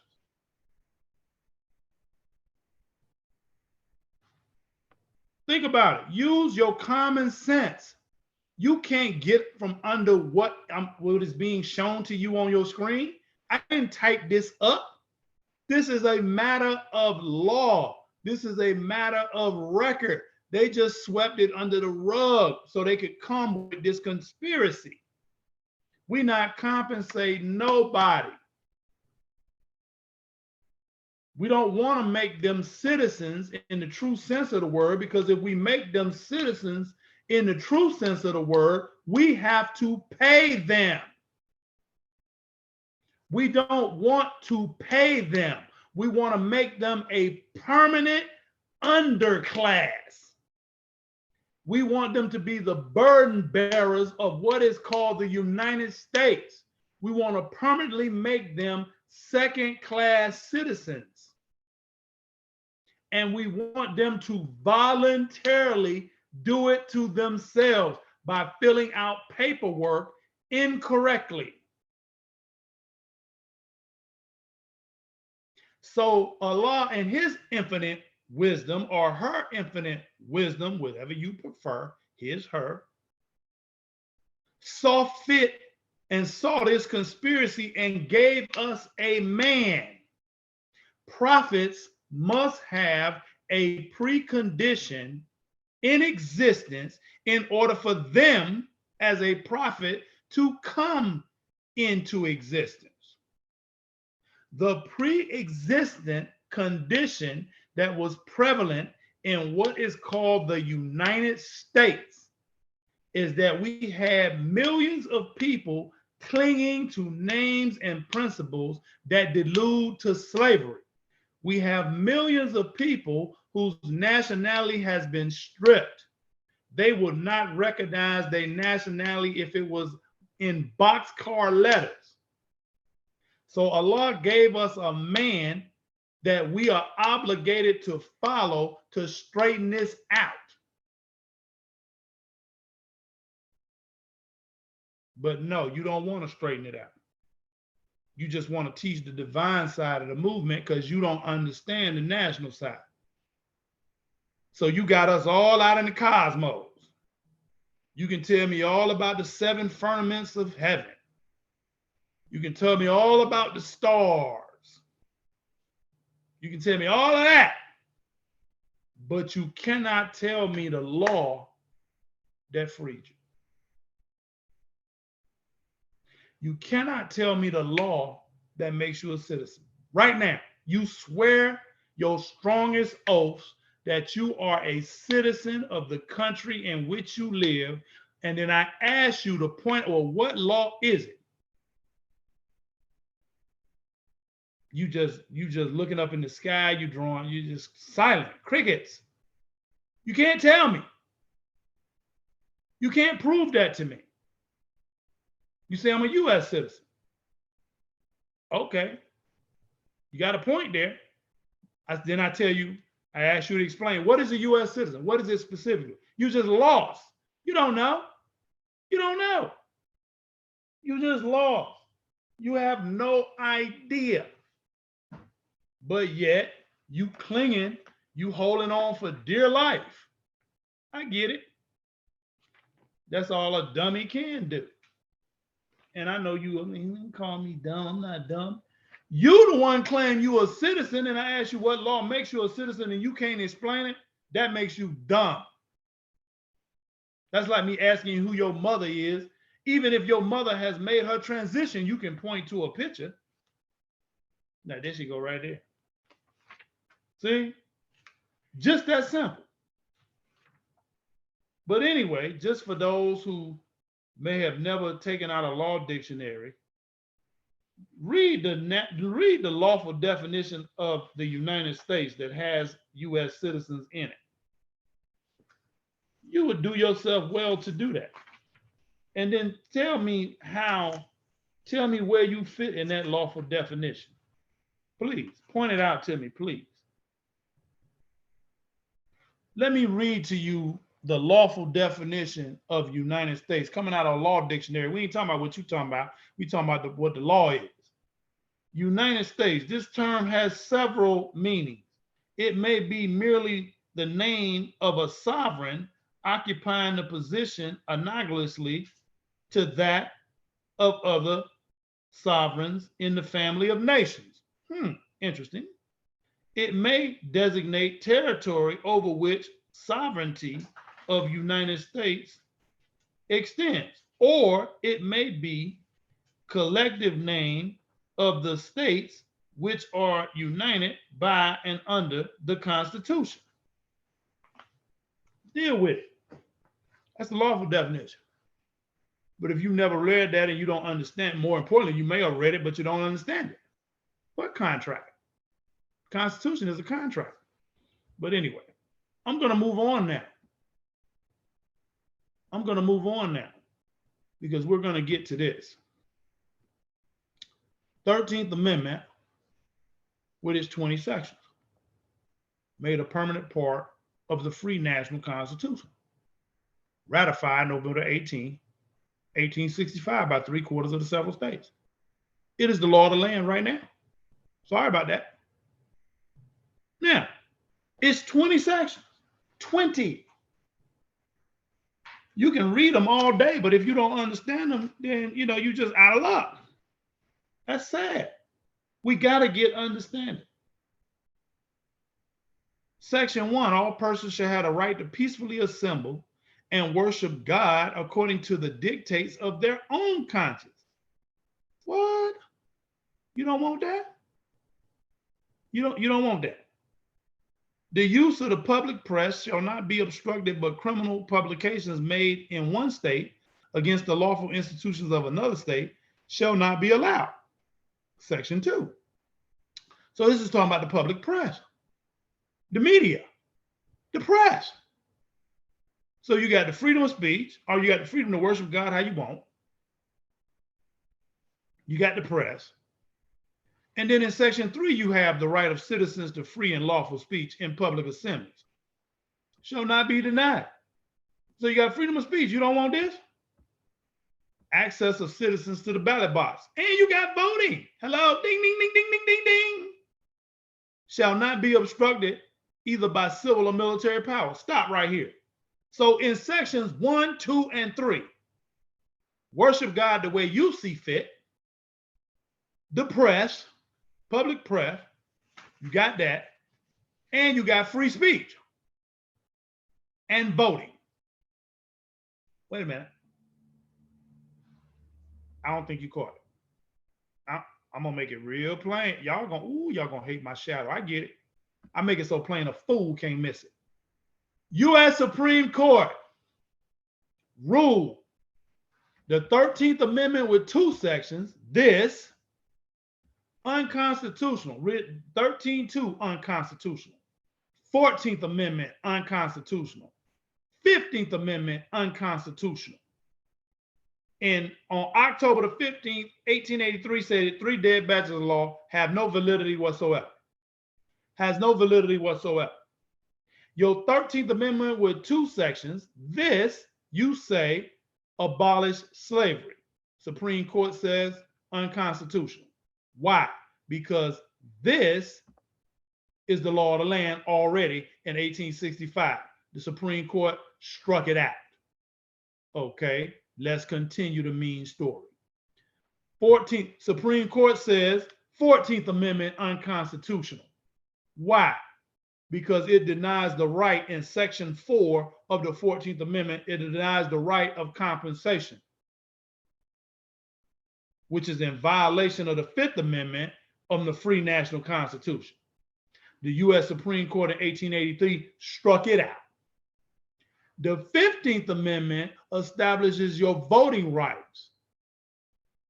The U.S. Supreme Court, in this landmark decision 109 U.S. 3, struck it out. Why?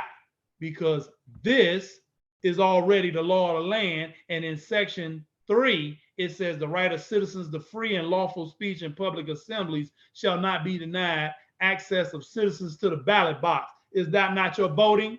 Is that not your voting? Is that not your voting? Shall not be instructed either by civil or military power. The military shall always be subservient to the existing judicial authority over citizens. The privilege of the writ of habeas corpus shall never be suspended in the presence of the judicial authority. Now, are you starting to pick up what I'm putting down? So if you're dealing with the 13-2, 14th and 15th Amendments, what are you doing? You see why you catching all this hell? And every attorney, they love to tell you 13th, 14th, 15th Amendment. You Google search 13th, 14th, 15th Amendments. But in this Moorish paradigm, I say in this Moorish paradigm, under the leadership of our National Grand Sheikh Joel Bradden Bey, who resides in Baltimore, Maryland, this is what we enforce. This right here, this is on your screen. And when we bring it up, judges have nothing to say. They know what the law of the land is. You must enforce the law to save the nation, but you must know what law to enforce. But you can't enforce what you don't know, and you can't enforce what you don't believe in. Just because you have never seen it before, just because you've never heard of it before, that don't mean it don't exist. Let me give you an example. When the last time anybody seen a law? I'll wait. When have you seen him? What does he look like? Hell, what does she look like? Tell me, please. Point it out. When the last time you seen gravity? What does it look like? What does gravity specifically look like? Oh, come on, Deputy Sheik. Come on, stop playing. I'm not playing. I'm being dead serious. It is called an unseen reality. An unseen reality. Is that even possible? Yes. You must study what you can see to understand that there's an unseen reality behind what you see, i.e., gravity. Step off, go up, climb up on a ladder, step off the roof of your house, and you'll get acquainted with gravity real quick. Even though you've never seen it, but you have seen it at work. Try that. You can't see Allah. Go read your 101s. Go read the Moorish 101s. You can't see Allah. But Allah is in each and every one of us. That is the essence of you. That's what makes you, you. That energy. God or Allah force in man. I'm gonna stay on my subject though. I just want to put that out there, give you something to think about. So this 13th Amendment, with its 20 sections, ratified November 18th, 1865 by 3/4 of the several states, is the law of the land. And what you may not understand is there are 7 sections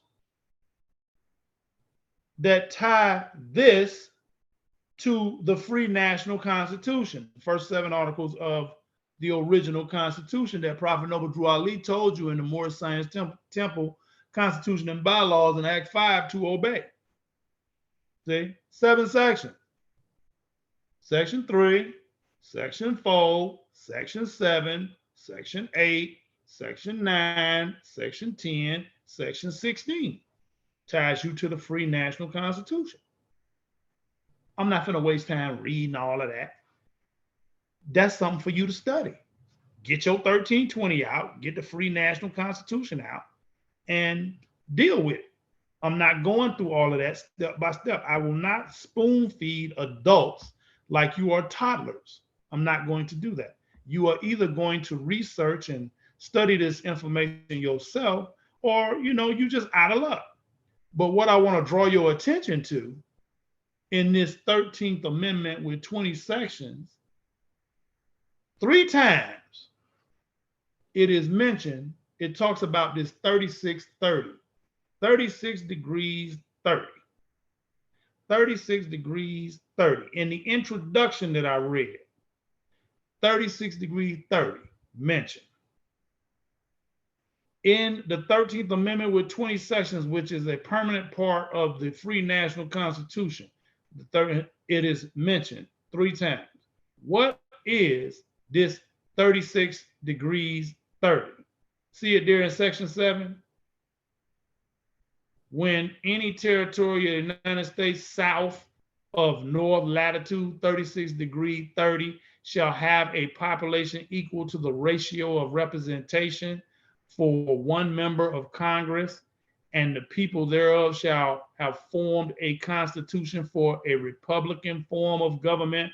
Article 4, Section 4 says all states shall be governed by a republican form of government.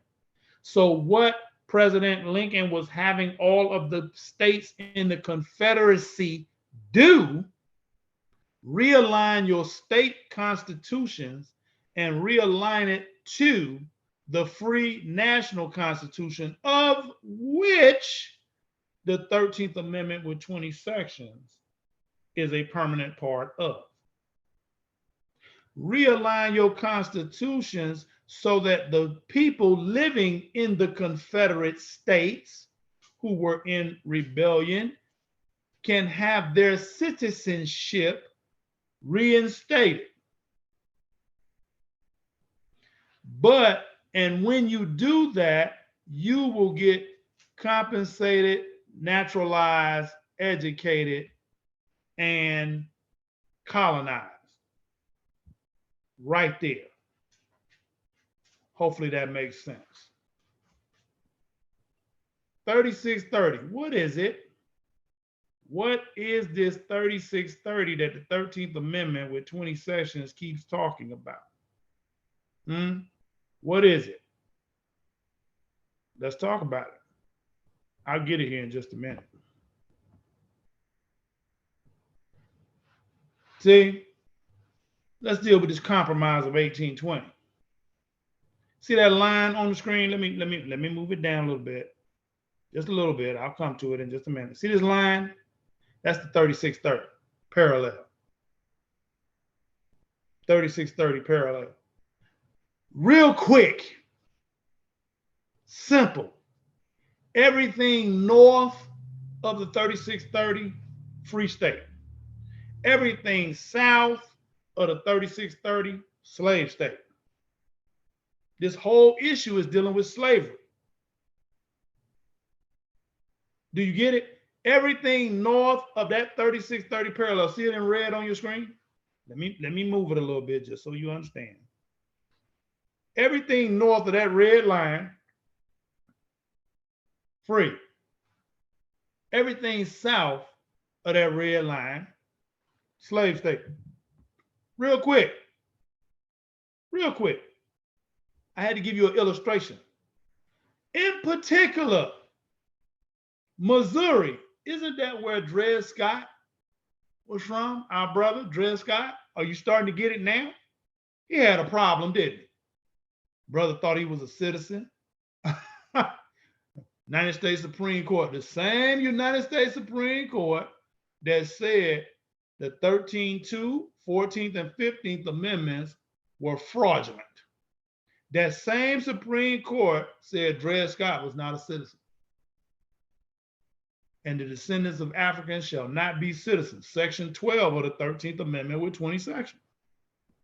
Section 12. In particular, Missouri, a slave state, petitioned for statehood. However, Congress feverishly debated the issue, wanting to equalize the number of slave states with non-slave states.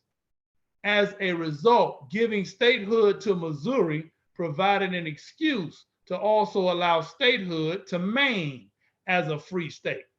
The law that allowed Missouri and Maine statehood at the same time was called the Missouri Compromise of 1820, thus keeping a balance of the numbers of free and slave-holding states. See, you got to study what was going on in this era of time so that you can understand what is happening. The Missouri Compromise of 1820, look how far back it goes, designated the latitude 36 degrees 30 minutes as being a dividing line. Slavery was allowed below the line, but not above. Missouri, Kentucky, and Virginia were then slave states located above the line. However, the rest of the Louisiana Purchase lands was closed to slavery. So you know we got the Louisiana Purchase from France. Isn't that the same France that sent troops over here to help George Washington and the Union maintain the Union and break off the yoke from Great Britain back there in 1776 at the Declaration of Independence? Isn't that the same France? When you read the book, Our First Two Presidents, is that what it is? So this same, here come France again. We done bought land from France, the Louisiana Purchase, and that gave the United States, it made it even bigger. See, you got to understand the evolutionary process of how the United States geographically became the United States geographically. It didn't just happen overnight. It was a gradual process. So if you got new land, then you got to do new farming, agribusiness, which means you need more slaves. You see why the South didn't want to let go their slaves? But I want to come up here and just mess your whole head up. Because remember I said a statement, I know some of y'all mad. I said a statement like this. I said south of Canada was south, implying that, wow, you know, that brother said slavery is existing. I want you to, because some of y'all are crazy. Y'all don't believe the North has something to do with this. Read what it says. The varied economic resources of the North, industrial, commercial, financial, agricultural, gave the North an enormous advantage over the predominantly agricultural South. When the war, what war? The Civil War began. The North had 92% of the nation's industries and almost all of the known supplies of coal, iron, copper, and other metals. The North also owned most of the nation's gold, which could be used to buy war materials abroad. Whereas the Confederate wealth was largely in land and slaves and votes, i.e. the 3/5 clause. We want to count our property as 3/5 in terms of voting. Not that the property could vote, but we want to count the property. So we'll have more votes in the Congress, in the Senate. We'll have more representation. Are you starting to get it? Anyway, so now the 13th Amendment with its 20 sections deals with this 36 degrees 30 parallel. Or for you common folk, the Mason-Dixon line. Try that. Maybe that's a little easier for you. The Mason-Dixon line. Let's go. So now, remember I said President Lincoln had established a series of proclamations. Yep, right here, starting in 1862. Now remember the Civil War just getting kicked off. And what is President Lincoln's, what is his desire? To preserve the Union and to bring the states in the Confederacy back under the free national constitution. The states in the Confederacy is like, no, we don't want to come under the free national constitution, and we don't have to come under the free national constitution because we're independent. We got slaves. Y'all don't want us to have slave labor. We want to have slave labor, so therefore we're good. And remember, the Confederacy was winning the war. They were winning. So when President Lincoln passed this proclamation right here, hold on, let me get it, because I need you to understand it. When he passed that proclamation right there,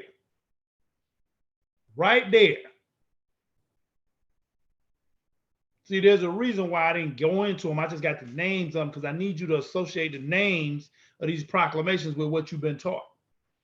Now, they didn't tell you nothing about the initial Emancipation Proclamation in 1862, so we're going to definitely get into that one, see what is in it, because that's the foundation. But they taught you about this one. This one is called the Emancipation Proclamation. The Emancipation Proclamation. So if you have your law dictionary out, let's get it out. Come on, Mose, get your law dictionary out. All of those that are not teaching the national side of the movement, get your law dictionary out, and I want you to look up Emancipation Proclamation. That's an executive proclamation. See, the law dictionary tell you what it is. An executive proclamation issued January the 1st, 1863. Look at your screen.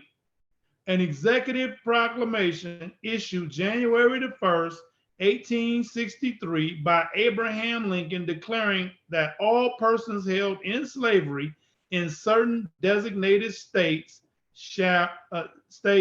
and districts were and should remain free. What? If it's in the law dictionary, that means they teach that in law school.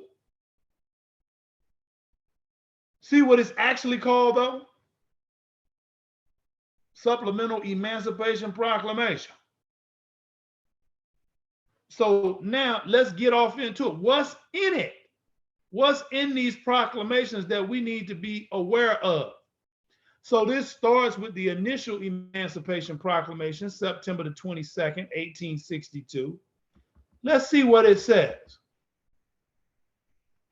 I, Abraham Lincoln, President of the United States of America, not the United States, and Commander-in-Chief of the Army and Navy thereof, do hereby proclaim and declare that hereafter, as heretofore, the war, what war? Civil War, will be prosecuted for the object of practically restoring the constitutional relation between the United States and each of the states and the people thereof, in which states that relation is or may be suspended or disturbed. See, I told you his whole motive was to preserve the Union. That it is my purpose upon the next meeting of Congress to again recommend the adoption of a practical measure tendering monetary aid to the free acceptance or rejection of all slave states, so-called, the people whereof may not then be in rebellion against the United States, and which states may then have voluntarily adopted or thereafter may voluntarily adopt immediate or gradual abolishment of slavery within their respective limits, and that the effort to colonize persons of African descent with their consent upon this continent or elsewhere, with the previously obtained consent of the governments existing there, will be continued.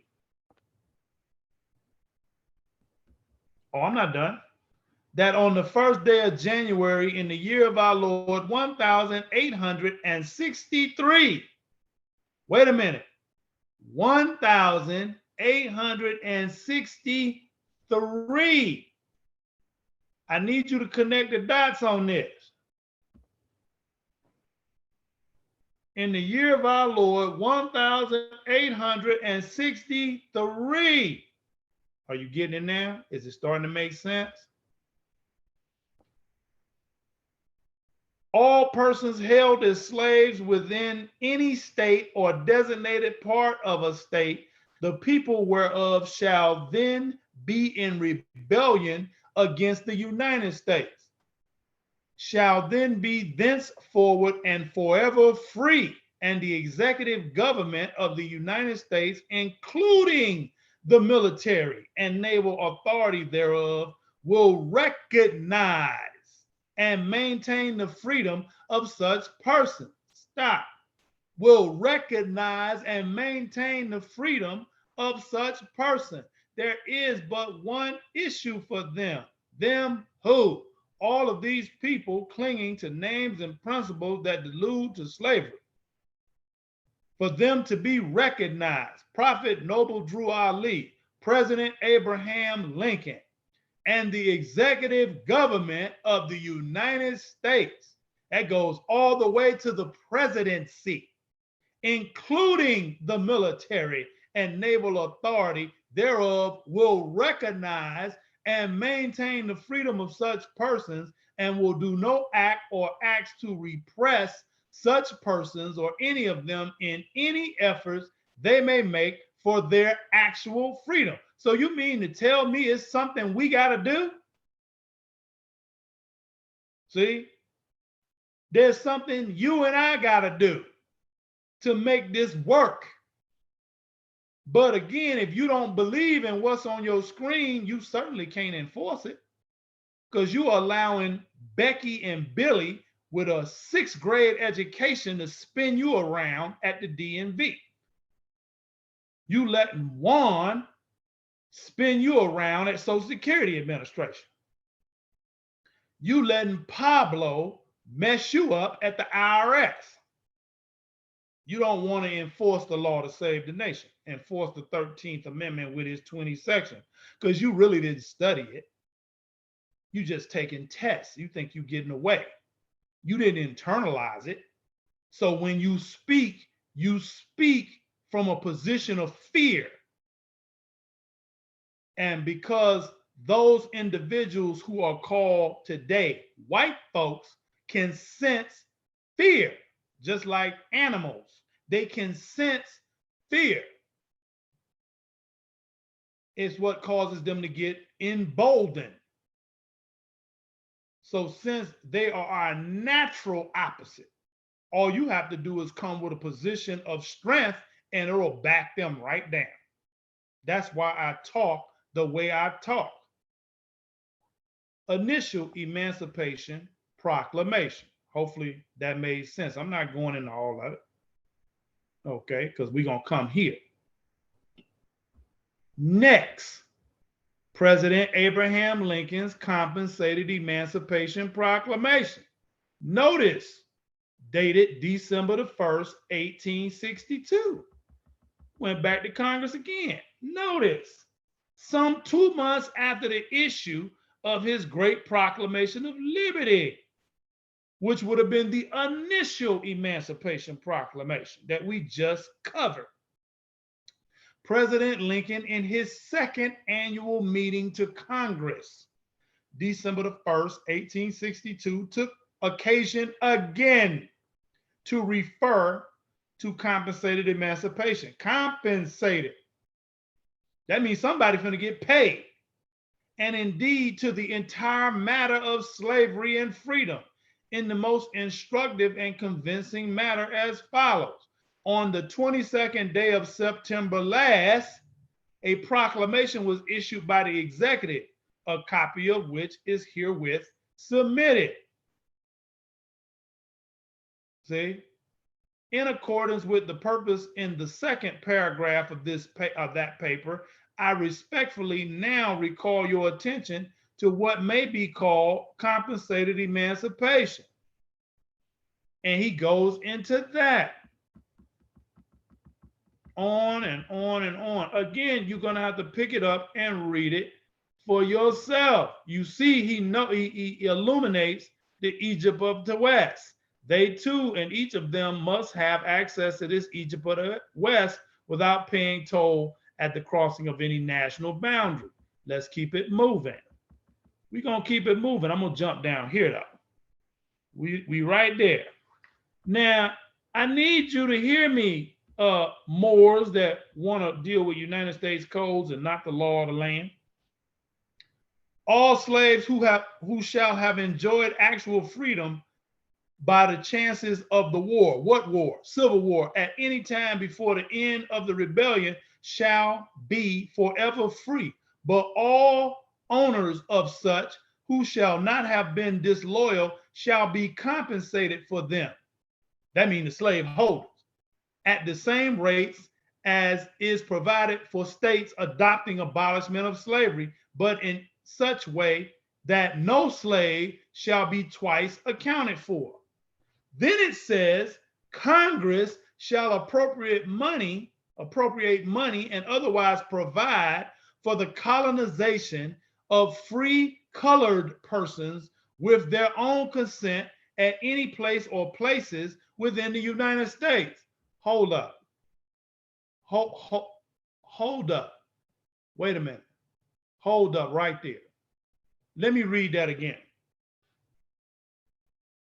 Slaves and slaveholders are being compensated in 1862. This is the law of the land.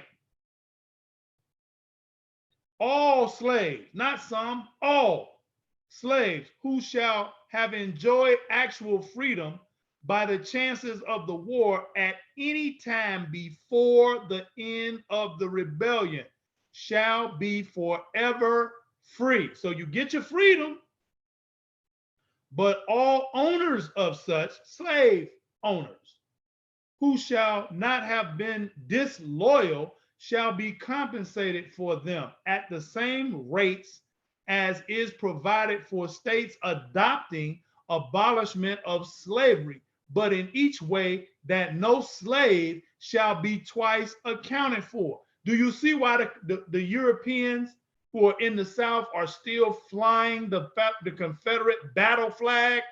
They have not been compensated. And you are no longer in chains because they agreed to the 13th Amendment with its 20 sections, which substantiates the 4 proclamations of President Abraham Lincoln. That is on your screen right now. And Congress shall appropriate money and otherwise provide for the colonization, colonizing free colored persons with their own consent at any place or places within the United States. Now, I know you thought I was playing, but right there, the United States of America in Congress assembled, signed a bill April the 12th, 1864, to establish a Bureau of Freedmen for the protection of the former slaves in the southern states' financial matters. This institution was created in the Treasury Department of the United States of America. Its purpose was to preserve the wealth of the former slaves and the black soldiers that fought in the Civil War to preserve this land. America. I'm gonna just let it sit right there. This is called connect the dot. Just in case you didn't understand what the national side of the movement was and is. But you don't want to follow the lawful process that was put down for you and I. You don't want to do it because you ego and set tripping. You ego and set tripping. The constitutional amendment that ruled all slave brands out is the 13th Amendment with 20 sections.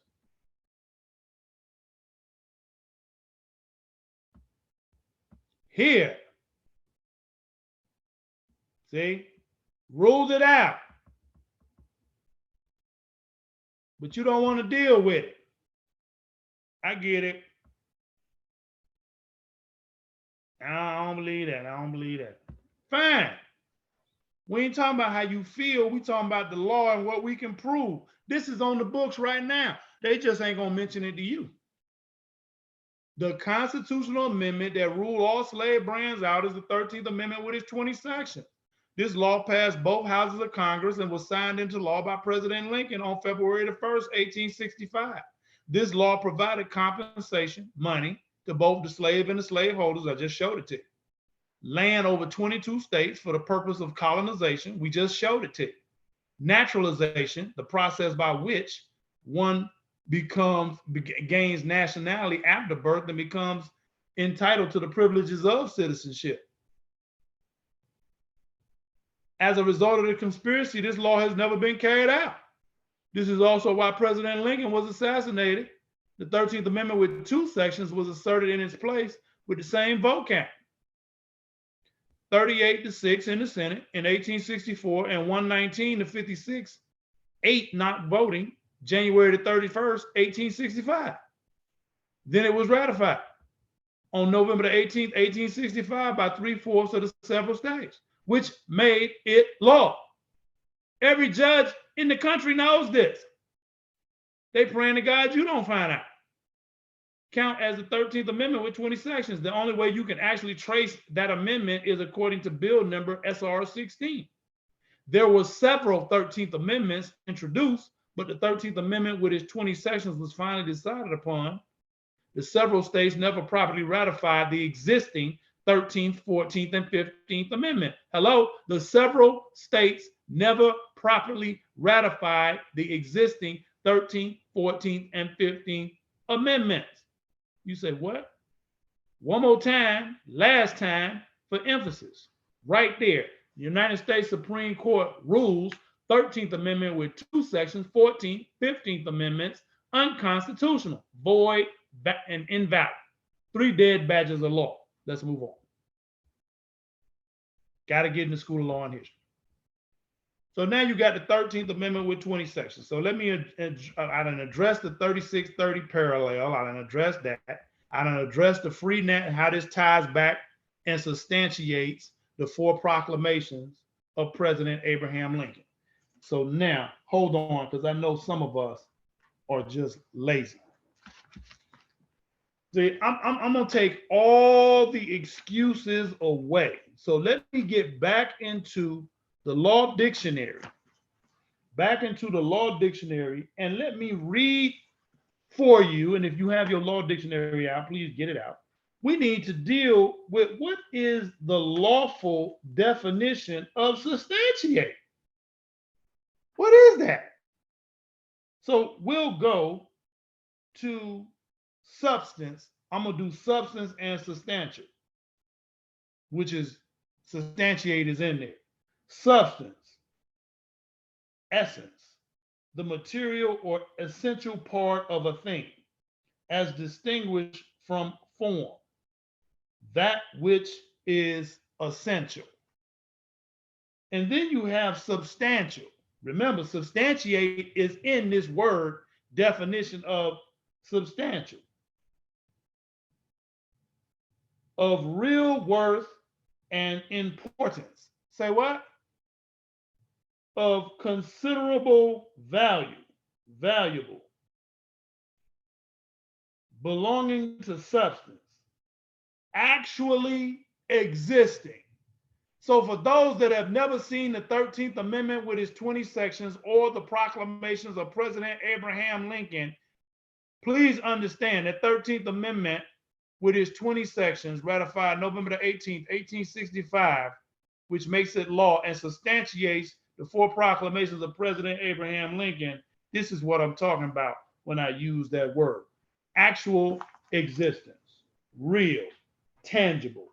They just praying that you don't know about it. Okay? That's what we're talking about. Now, that's really all I had to say. Now, let me deal with this right here. Section 12. The traffic in slaves with Africa is hereby forever prohibited on the pain of death and the forfeiture of all rights and property of persons engaged therein. And the descendants of Africans shall not be citizens. That is a true statement. The descendants of Africans shall not be citizens. Well, wait a minute. Are you a descendant of Africans? You're a citizen of Africans. Africa has 54 nation states on it. Which one are you from? Which one are you from? Can't tell me, can you?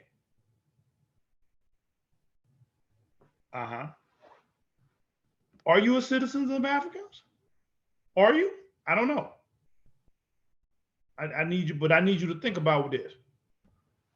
Let's see what Prophet Noble Drew Ali says, the founder. The Moorish Americans are the descendants of the ancient Moabites, whom inhabited the northwestern and southwestern shores of Africa. Prophet Noble Drew Ali said, the Moorish Americans are the descendants of the ancient Moabites. He did not say we were the descendants of Africans. He said we are the descendants of ancient Moabites, whom inhabited the northwestern and southwestern shores of Africa. I see. And then he also told you that the first divine and true name of Africa is in reality a Mexican, not Africa. That's the European playing word games. I just wanted to put that out there. That's how I'm going to end the demonstration. Because I really don't have nothing else to say. I just wanted to get that out there. Or I have one more thing to say. One more thing to say. Because I want to leave this part out. Let's go here. Let's go here. I need you to understand something. See the year? I need you to get it. 1862. Civil War's just starting, kicking off. 1862, initial Emancipation Proclamation. President Lincoln is trying to preserve the Union and do different things. 1864, they're debating the Hebrew Code, the Hebrew law in the Senate. 1865, President Lincoln passes an executive proclamation declaring all slaves free in the rebellious states. 1866, a treaty pops off. See, and look at the language. Articles 1 through 6 are produced below. These are the articles that pertain to the citizens of African descent who live in these nations. These articles pertain to their liberation from bondage to the Choctaw and Chickasaw nations and to their former Confederate slave owners. Ooh-wee. Permanent peace and friendship are hereby established between the United States and said nations. Interesting. And the Choctaws and Chickasaws do hereby bind themselves respectfully to use their influence and to make every exertion to induce Indians of the plains to maintain peaceful relations with each other, with other Indians and with the United States. Interesting. Seems like they got some articles too, got some sections.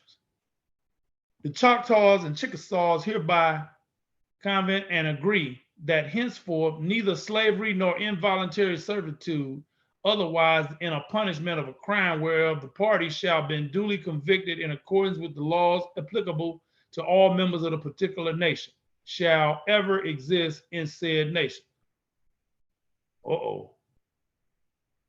Where do we find that verbiage? Don't you find that verbiage in the 13th Amendment with 20 sections, which is the law of the land, made a permanent part of the Constitution? That language is not right here. Hold on. Let me get it for you. That way you understand. There it is, Article 6. Wait a minute. I need you to catch it. There shall be neither slavery or involuntary servitude in the said territory otherwise than in the punishment of crimes whereof the part shall have been duly convicted. I need you to get it. This was in what? 1865. 1866. The Choctaws and Chickasaws hereby convent and agree that henceforth neither slavery or involuntary servitude otherwise than in punishment of a crime whereof the party shall have been duly convicted in accordance with the laws applicable to all members of the particular nation shall ever exist in said nations. Hello? You think this is by coincidence? Just wanted to get that out there. And there's more to it, but I'm not going to get into that today. I'm actually going to put a pin in my demonstration. I think we've drove the point home enough. I think we've drilled it home enough. Hopefully, you got something out of this. Hopefully, you know more now than you did back then. Let me go here. Hopefully. All right. So with that, family, hopefully you got it. If you have questions, watch the video again. And to the brothers and sisters out there, mainly brothers is out there trying to copy my demonstration, don't hurt yourself. You're going to hurt yourself. It's not going to work. It's not going to work. All right. So with that, family, I'd like to greet you as I came. Islam, Islam, Islam. Peace, peace, peace. Safe travels. And we'll see you on the next one. All right. Peace.